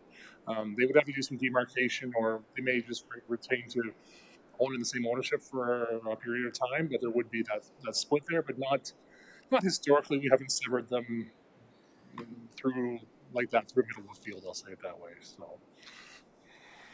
Anything further, Councillor Blazek? I have to ask the precedence question here, right? Like, I want to understand, are we setting a precedent if we were to go with the consultant's recommendation? And would that open up the possibility that other lands which had previously severed homes on them would come back asking to build a new home, even though it's prohibited by the current zoning provisions of their severances? So I'm a little puzzled about where we stand with that and the precedent risk here. To the mayor's response and for council's consideration, this is not a surplus farm severance. So just to bring that back to the table again, I don't. Precedent is always hard to manage a little bit, but I don't think that brings open the door again for those surplus farm severances to come back, because those are approved under very specific conditions. Those are very, I'll say, rigid set of rules. It's actually pretty confined on what you can do for those surplus farms. And this is not a surplus farm severance concession. So I think those two we can just separate out together, hopefully, in your minds. Precedent, it's always a question. Whenever council makes a decision or decides on an application, this has some uniqueness to it for sure. There is some uniqueness to this parcel and the request of consideration. Whenever council does consider I'll say a variance or something like that, it does open the possibility of other applicants coming in and asking for something similar, the same request. But each one is evaluated under its own merits. They do have their own merits in consideration. This one does have a number of unique situations that I think would be hard pressed to reinvent or rebring back, but there's always the option. So Okay, Councillor Johnston is next. Nathan, if this was a 75-acre farm on its own that had a historical severance, they would be able to build a house on it. Like if I owned a 75-acre farm that pre-67 had a house severed, you would be able to build a house on it, right? If it was 75 acres. to my knowledge, yeah, as long as the zoning is meant for that, if you had a 75-acre parcel, and even if it was probably undersized, there is provisions in the zoning bylaw that does allow for undersized lots to have a house on it. That would be a consideration as well too. But because there would be no, if it was the house was severed 50 some years ago, there would be no prohibition on that farm. Not to my knowledge. That would be farm surplus. Pre-planning the next side of things, yes. Okay, thank Through you. the mayor, sorry. Anyone else? I know Councillor Rothwell wants to go again, but I want to make sure that others who haven't had a chance to weigh in do. Councillor Duncan. Thanks. I guess I'm excuse me. I'm looking at this as more the same situation as when we severed them when they merged on title in the past. I know we've dealt with that here before. When two parcels are owned by the same owner and they merged on title, we've severed them for those people to be able to sell one of them. So I don't see this as any different, really, in that respect. Okay. Anyone else willing to weigh in before Councillor Rothwell takes another crack at this? Okay, Councillor Rothwell. Thanks very much, Mayor Todd. Through you, perhaps the agent or the applicant could say the plans that they have for the area to be severed as to whether there's any farm buildings proposed other than the proposed potential for a farm dwelling. Like, is this a livestock operation or what? Because, I mean, frankly, to me, the dwelling on the farm is only very much a minor part of this. Are they proposing to sell it for a cash crop situation, or is there a livestock operation proposed? I think that'd be pretty crucial for us to know as to whether or not this is going to be a bona fide farm operation, because the policies of the county official plan are clear and distinct, is that this has to be a flexible, viable farm parcel. And I've only heard about the concern about a dwelling being permitted on the slightly less than 30 hectares. Thank you. And I might ask council's flexibility and tolerance to ask the applicant or agent to come up and speak on that behalf. That's not. I think that's reasonable. Mr. Patterson, if you don't mind.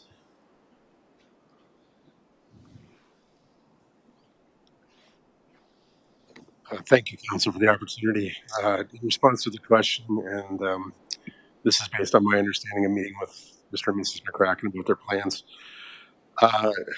I believe this is retirement planning, basically, for lack of a better description. They currently live where the existing buildings are, shown in the air photo. Their intent, potentially, once this goes through, hopefully goes through, would be to sell those lands and finance the opportunity to potentially build a new house on the retained lands. The end user of the severed property is not known at this time. It could contain buildings, it could contain some type of farm operation, it could remain as cash crop. I guess my suggestion to council, the reason that I put forward the options that I did, is trying to maintain that flexibility for whoever purchases the property. I believe, I think what you're stating is that if agricultural buildings go there, they go part and parcel with the house. So I'm not necessarily just arguing for the house. We're arguing for the opportunity, the option to have a house in conjunction with whatever that purchaser decides to do with the lands.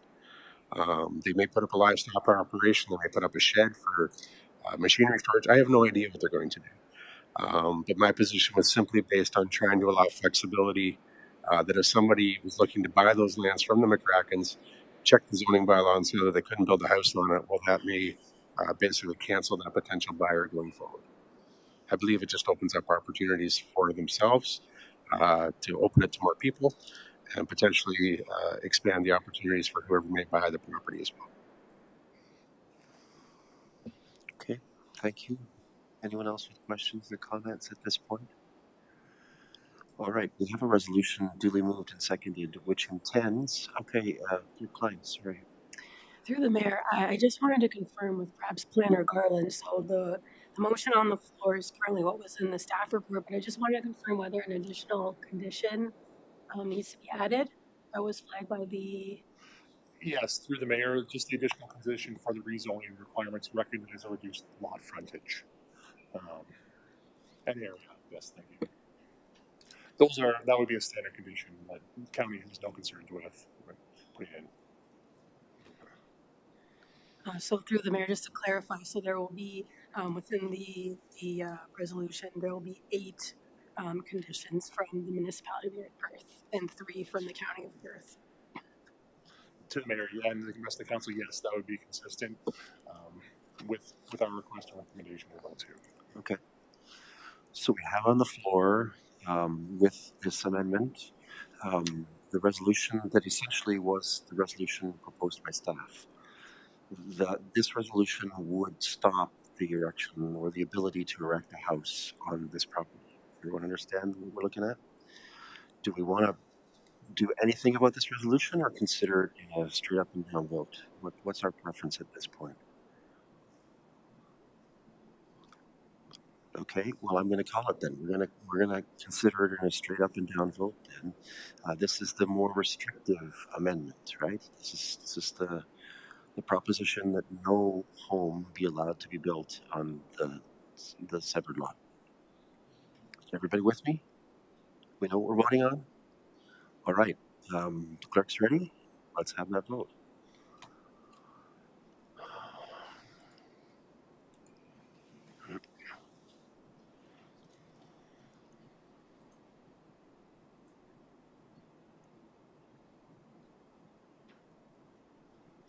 So that is defeated as it was. Now, I think the applicant did indicate that they would prefer not to have a deferral of these matters, that they would like to have a solution tonight. So let's turn to the possibility, and I think the possibility of the recommended option 2 from the consultant would require some revisions to the language of the resolution. Um, the, the clerk can sort of show us, yeah, there was a removal of condition number 4, so we make an X in my margin here, and the county condition number 3 would be removed as well to effect this, right? Um, anyone wishing to offer procedural advice before I consider an alternative resolution? Councillor Johnston. Can we see option 3?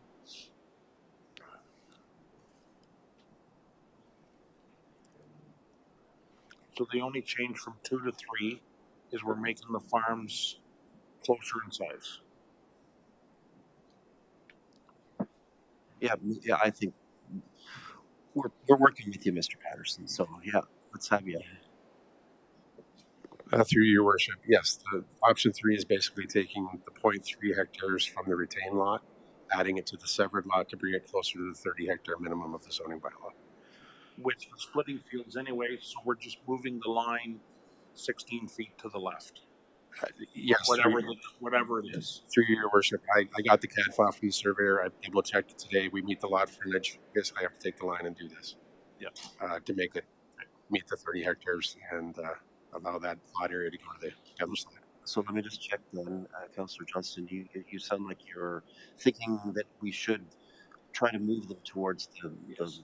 So I would move that we go with option 3 and all the other conditions as well. So as you see here. Yes. All right. Option 3. So we're going to try to get these close to the same size, minimum, all that kind of stuff.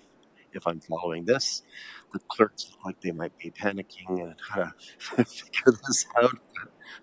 Anyway, generally, it sounds like option 3 is what Councillor Johnston is prepared to put his name on as a mover. All right, and seconded by Councillor Richardson.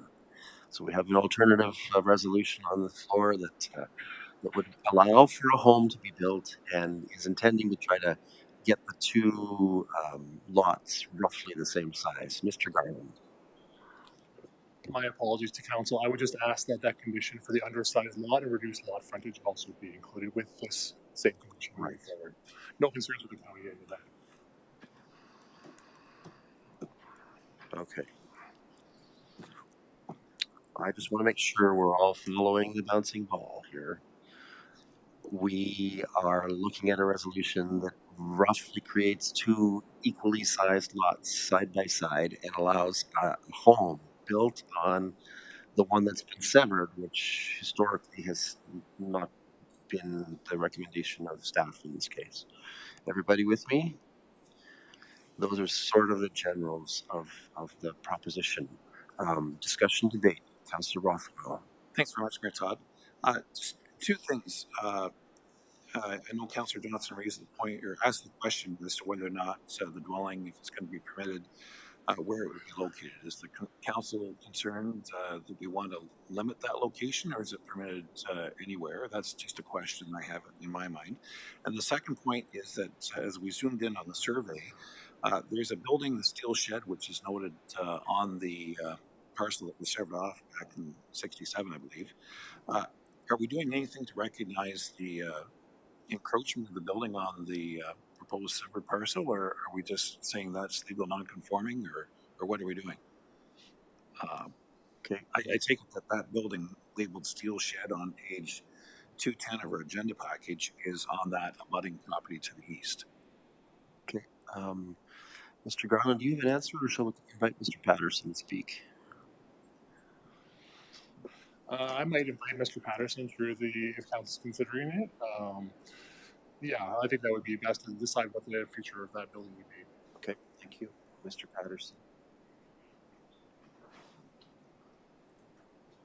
Again, through your worship, the first question, the first comment, I believe any location for any house would be subject to MDS requirements as well. So it's not just the zoning bylaw that will dictate the location of any buildings on that site, it would also be MDS. The second comment that you raised about the shed, the landowner turned around and said to me that the wind could probably blow that shed over at any time. And it was just brought to light to them and myself that that shed actually crosses the property line as a result of the survey. And I believe that's a civil matter that the property owners would have to address.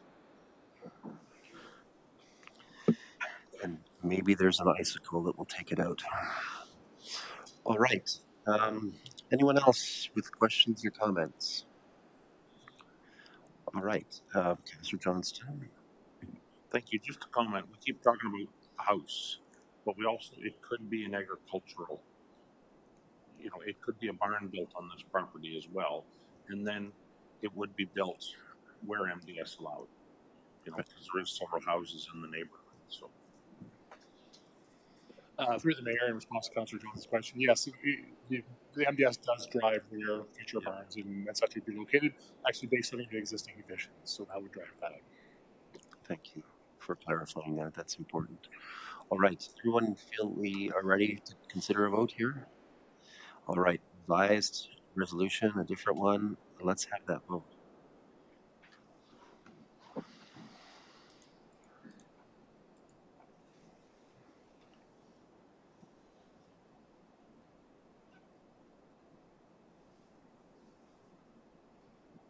And that is carried. All right. I think it's time for a bio break. That's what I think it's time for.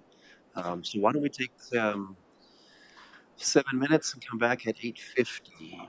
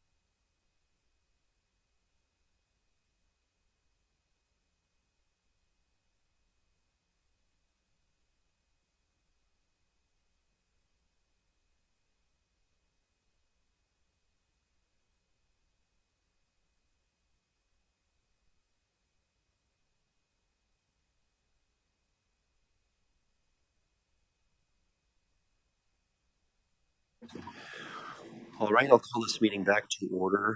We are now at item 9.1.2 on our agenda. In this item, Council is invited to forward its advice to approve with a collection of conditions to the County of Perth Land Division Committee or its designate related to an application requesting consent to sever lands in North Perth located at municipal address 5250 line 60, owned by John Run Stedler and Joda Run Farms. County of Perth planner Nathan Garland, who works on North Perth files, is still with us and is going to provide us with an update on this one. Welcome, Mr. Garland. Thank you, Mayor Kazenberg and members of North Perth Council. So this is for the severance application B5524 on behalf of Jordan Run Farms. The location is noted on the subject plans. This is in Elma Ward. It is for requested severance of a flag-shaped lot, so just a smaller, skinnier laneway that comes in that expands in the back. The requested sever area is approximately 1.0 hectares or 2.5 acres. It is noted to be a little bit larger just because of that long-shaped, flag-shaped lot. The requested metal shed is proposed to remain with the agricultural lands. The retained lands are proposed to be 40.6 hectares or 100.32 acres in size. For future consideration, the area outlined in yellow is the severed area, and then the red area is the retained area. The applicants and owners do have a additional surplus farm or farmhouse elsewhere, so this is surplus to their operations, which is one of the criteria that's been met for this. No concerns or comments have been provided by any of the agencies or by any of the neighbors. Go to Run Farms does own another property with a dwelling located on it at 5250 line 60, which is surplus to their needs. Again, sorry, making the dwelling 5250 surplus to their needs, so this is the requested property. Servicing is to remain private, so that's what the septic will allow. As noted, just a couple of photos again. I'll flip back. I would note for council's consideration, if they'd like to include a provision on the severance to recommend that the applicant apply for a joint access through there, or a common shared owner, they could add a severance condition on there. Just looking through the severance conditions and the subject lands, you could allow for a shared mutual access through there. There is, we have done that previously in the past, and we're happy to share that with them. So I'm happy to address or answer any questions at this time. All right. Thank you, Mr. Garland. Are you suggesting that there's interest on the part of the proponent? I think from the county's end, there would be interest for the opportunity, should the applicants wish to proceed with a shared access, that opportunity be made available for a mutual shared agreement. Okay. You can click up the clause that is to that effect if council gives general nod. Yeah. We're happy to provide we're happy to provide that consideration. So I would just ask the council consider mutual or shared access as a consideration for this. Okay, thank you. Seems like a reasonable request. At this point, looks like most of my colleagues are nodding their heads. All right. Thank you, Mr. Garland. Questions or first comments? Not seeing any, so let me read at least part of the resolution here. That the Municipality of North Perth Council advises the Land Division Committee or its delegated authority that the Municipality of North Perth supports application file B55-24 submitted by Joe Run Farms, care of John Run Stedler, for lands described as Concession 15, Lot 31, municipally known as 5250 Line 60. This would be in Elma, right? Is this Elma? Thank you. Subject to the following conditions. There are 7 listed. We're going to add an 8th, I think, to the North Perth conditions, and then there are 3 provided by the county. Can I call for a mover on that? Moved by Councillor Duncan, seconded by Councillor Anstett. Thank you. Any discussion or debate further on this one?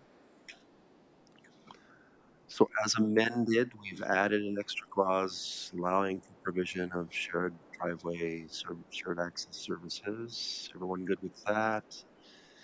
Okay, let's have the vote.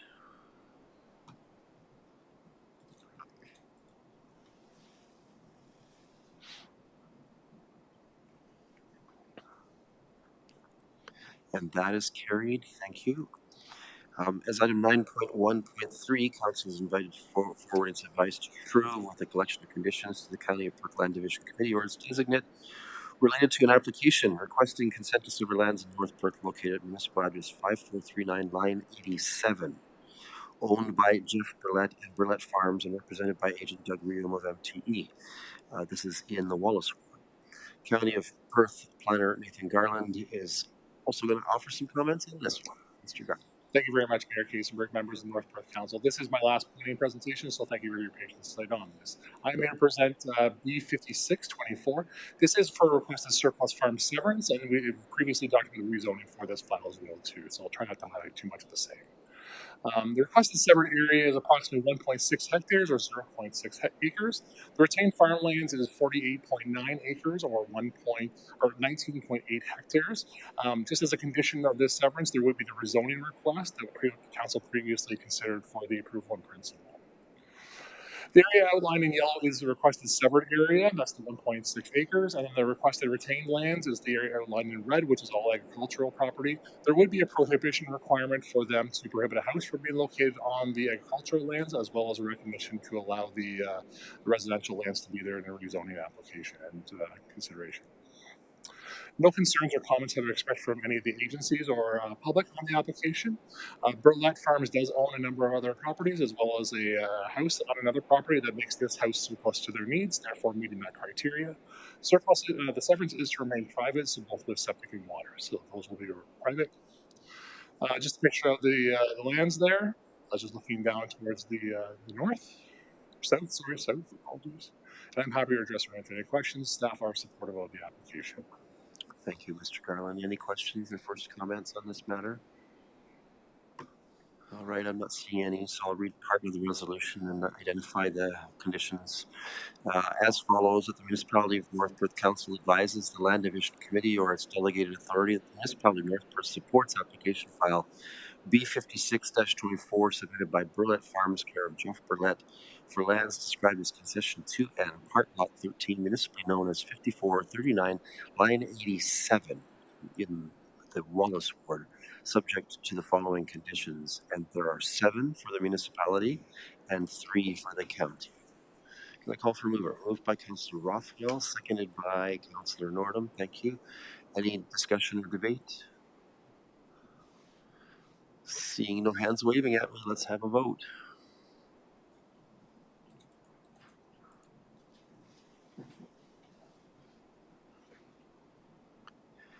And that is carried. Thank you very much. Mr. Garland, you worked hard tonight. We appreciate you being with us.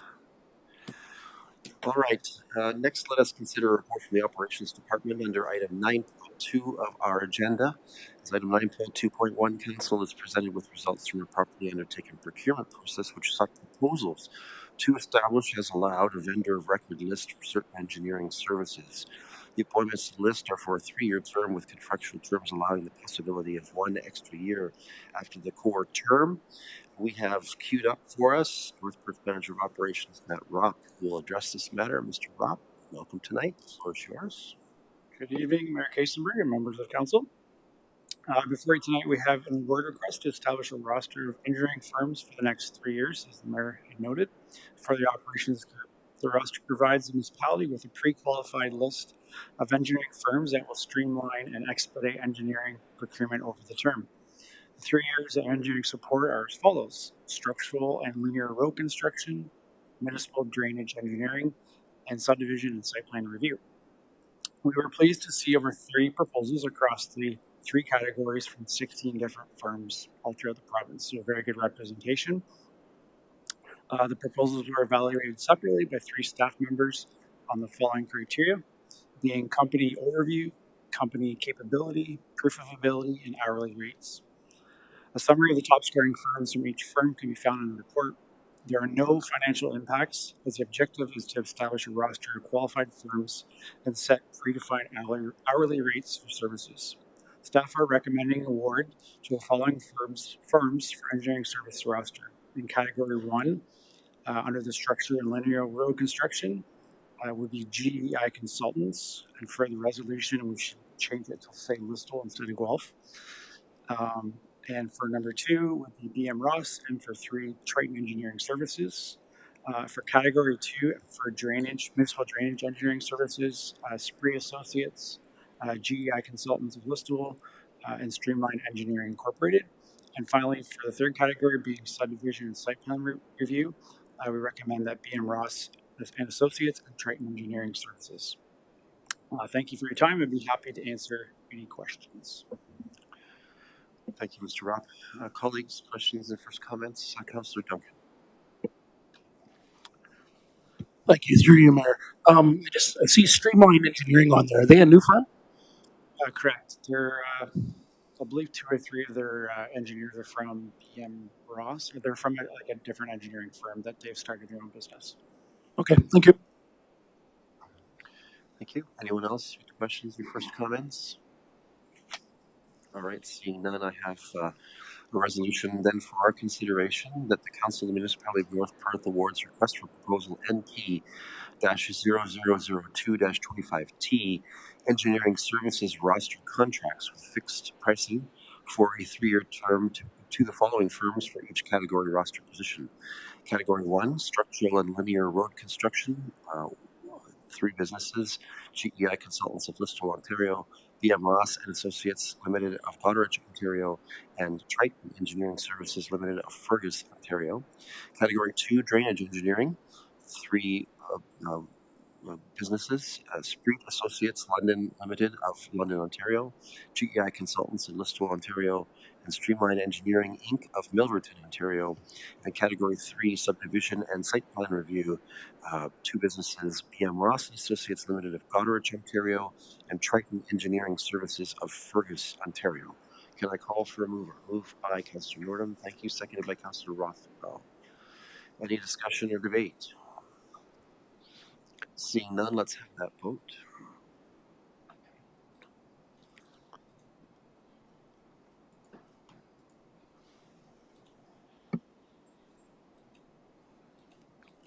And that is carried. Thank you, Mr. Rupp, for that. We're going to have a similar item from Environmental Services under item 9.3 of our agenda. For this item, council is presented with advice to promulgate single source contracts with vendors for certain environmental engineering services. This advice represents continuity with current providers of the services. The appointments to the list are for a 3-year term, subject to acceptable performance and hourly rates. And you can see that Mr. Hackett, our manager of environmental services, has queued himself up at the podium. Mr. Hackett, welcome. Thank you, Mayor Kasenberg and Council.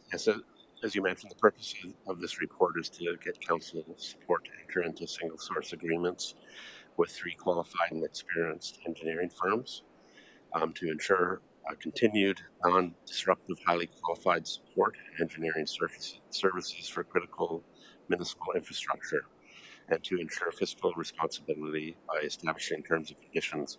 We're doing that for 3 different categories: for landfill, for wastewater, which would be mainly at the wastewater treatment plant, and then for water, which would include wells and reservoirs.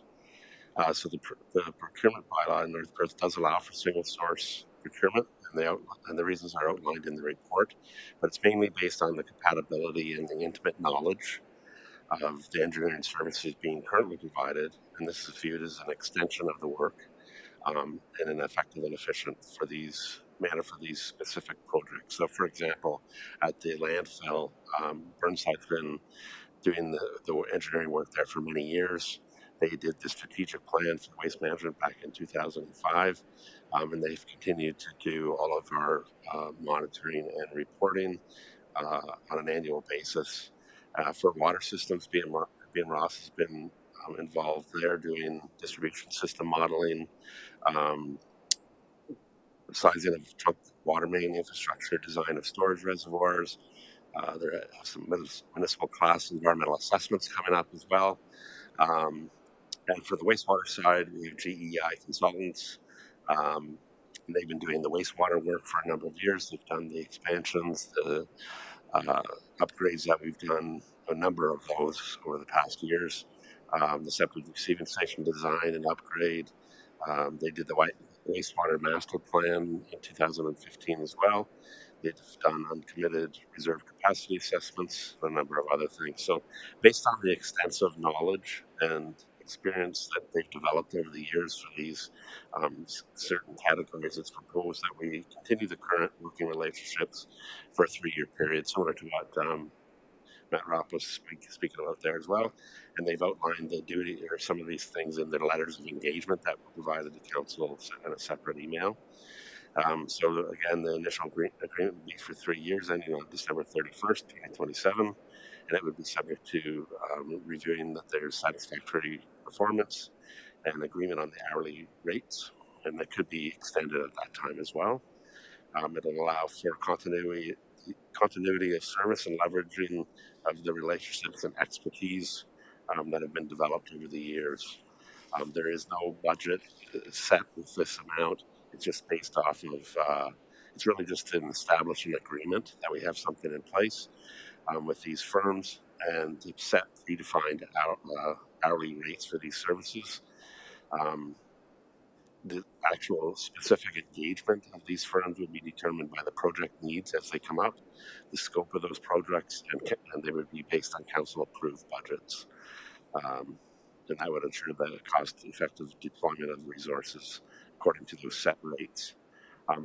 This would allow the municipality to set budgets for various projects by drawing on the predefined hourly rates and expertise of these qualified firms.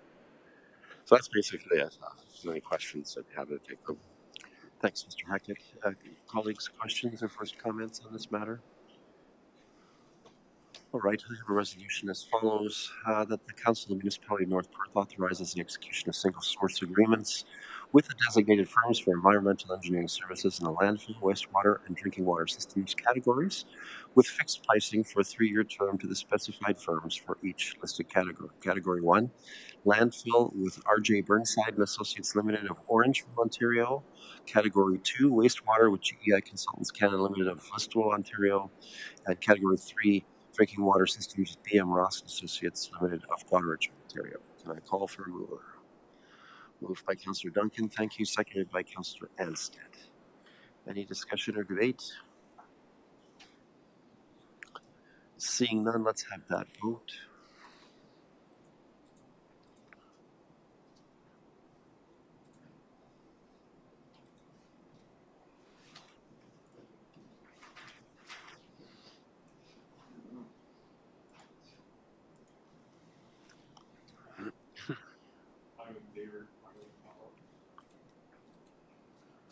And we have all votes accounted for with Councillor Norton voting manually in favor.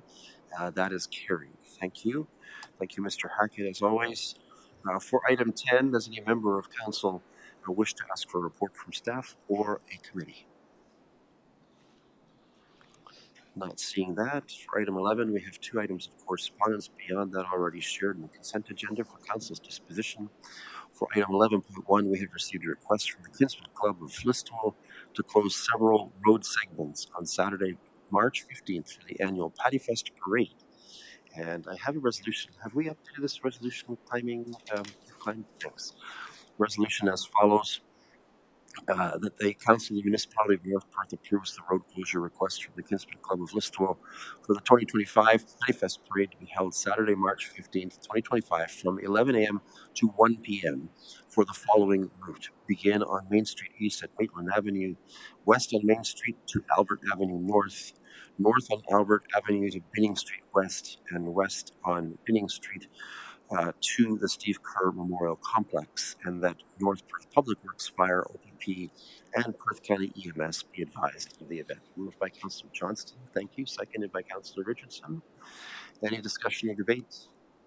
Seeing none, let's have that vote.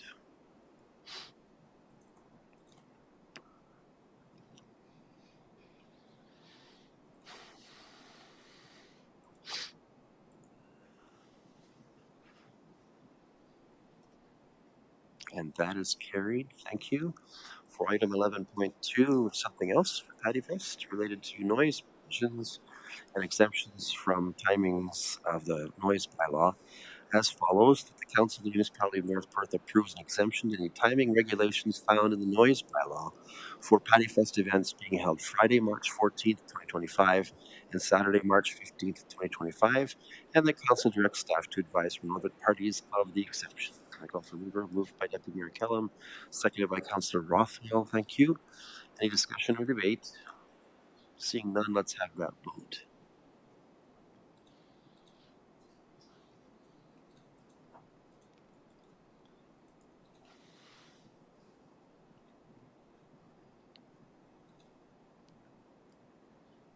And that is carried. Thank you. That moves us to item 12 on our agenda. We consider our bylaws that have been recommended to us for action. Tonight we have 3 bylaws that are on our docket for our consideration. You'll recall that we use an enabling resolution that outlines each bylaw's number, name, and purpose. And before I read the resolution for passing this single enabling resolution, does any councillor wish to extract one or more of the individual bylaws for more fulsome consideration or an individual vote? All right, I'm not seeing any indication of that, so let's move it along. That the following bylaws are hereby passed. 12-2025 being a bylaw to amend zoning bylaw number 6-ZB-1999 as amended. 13-2025 being a bylaw to amend zoning bylaw number 6-ZB-1999 as amended. And then bylaw 5-2025 being a bylaw to provide for drainage works in the municipality of North Perth be read a third time and finally passed. Can I call for a mover on this? Councillor Andreessen, thank you. Seconded by Councillor Duncan. Any discussion or debate? Seeing none, let's have that vote.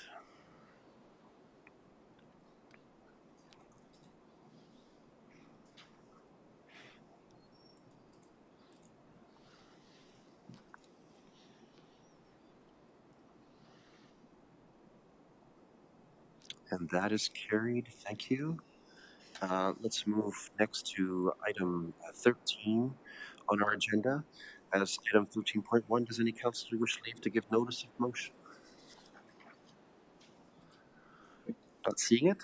Let's turn to item 14. For item 14, are there any announcements that would be of benefit to our community or that reflect well on North Perth at this time? I see Councillor Blazek's hand up first. Councillor Blazek. Thank you, and through you, Mayor. The mayor did touch on this earlier today, but Friday is the anniversary of the 1959 arena collapse here in Listowel. And on behalf of the Recreational Advisory Committee and the very hardworking MAP 59 committee, I want to make sure that anybody who is seeing this in the public knows that all are welcome to the dedication on Friday morning at 9 a.m. And there will be refreshments at the neighboring Parkview Gardens to follow. Thank you so much, Councillor Blazek, for reminding us of that important community occasion. Anyone else with an announcement that they'd like to make at this point? All right, we turn to item 15 on our agenda now. We have one item to be considered in a closed session of council. I'm going to read the resolution that allows us to enter closed session as follows. The council proceeds in camera at 9:13 p.m. to address a matter pertaining to the following. A proposed or pending acquisition or disposition of land by the municipality or local board regarding property described as Plan 411, Blocks A and B, Plan 448, Part Lot 5, RP 44, R1005, Part 1. Lots of numbers. Sometimes I wonder what they mean. Colleagues, I seek a mover. Thank you. Councillor Rothwell, seconded by Councillor Anstey. Thank you. Any discussion or debate on this motion? Seeing none, let's have that vote.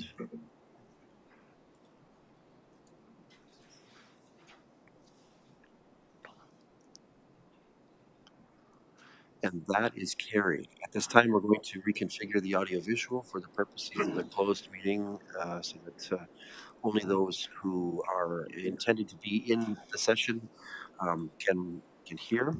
And we will block the public transmission of that. Any who have not been invited to remain in the room should exit at this time. We'll turn things over to our IT and clerk team to make the adjustments. Thanks.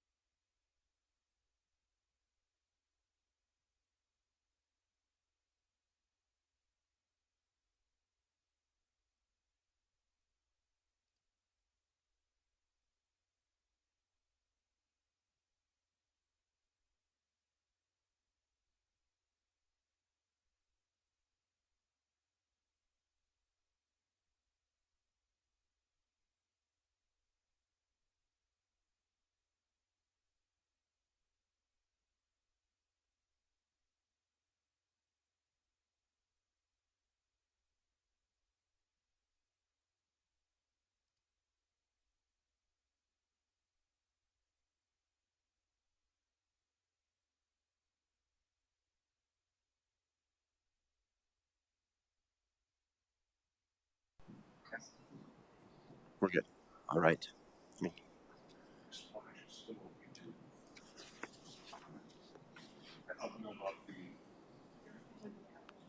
It's done.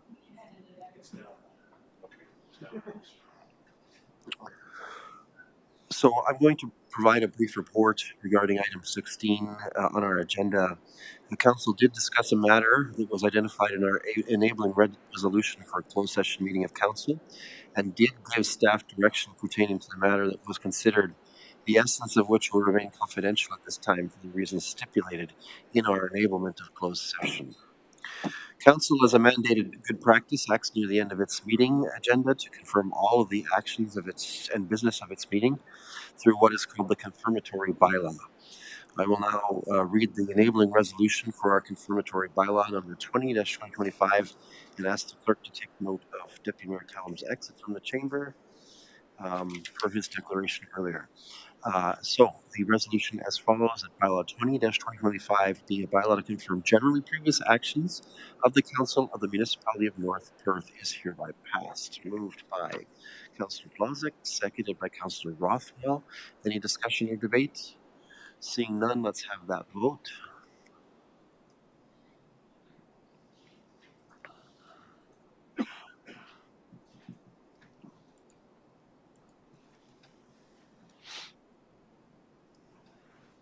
And that is carried. Thank you.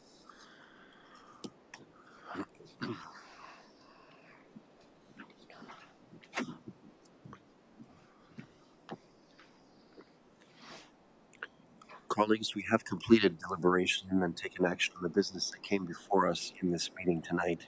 It's thus appropriate for us to consider adjournment. I have a resolution to that end as follows: that the council meeting adjourns at 9:35 p.m. to meet again for general council business on Monday, March 10th, 2025 at 7 p.m. Can I call for a mover? Moved by Councillor Duncan, thank you. Seconded by Councillor Anstey, I think I saw. It's not a debatable motion, so let's have that vote.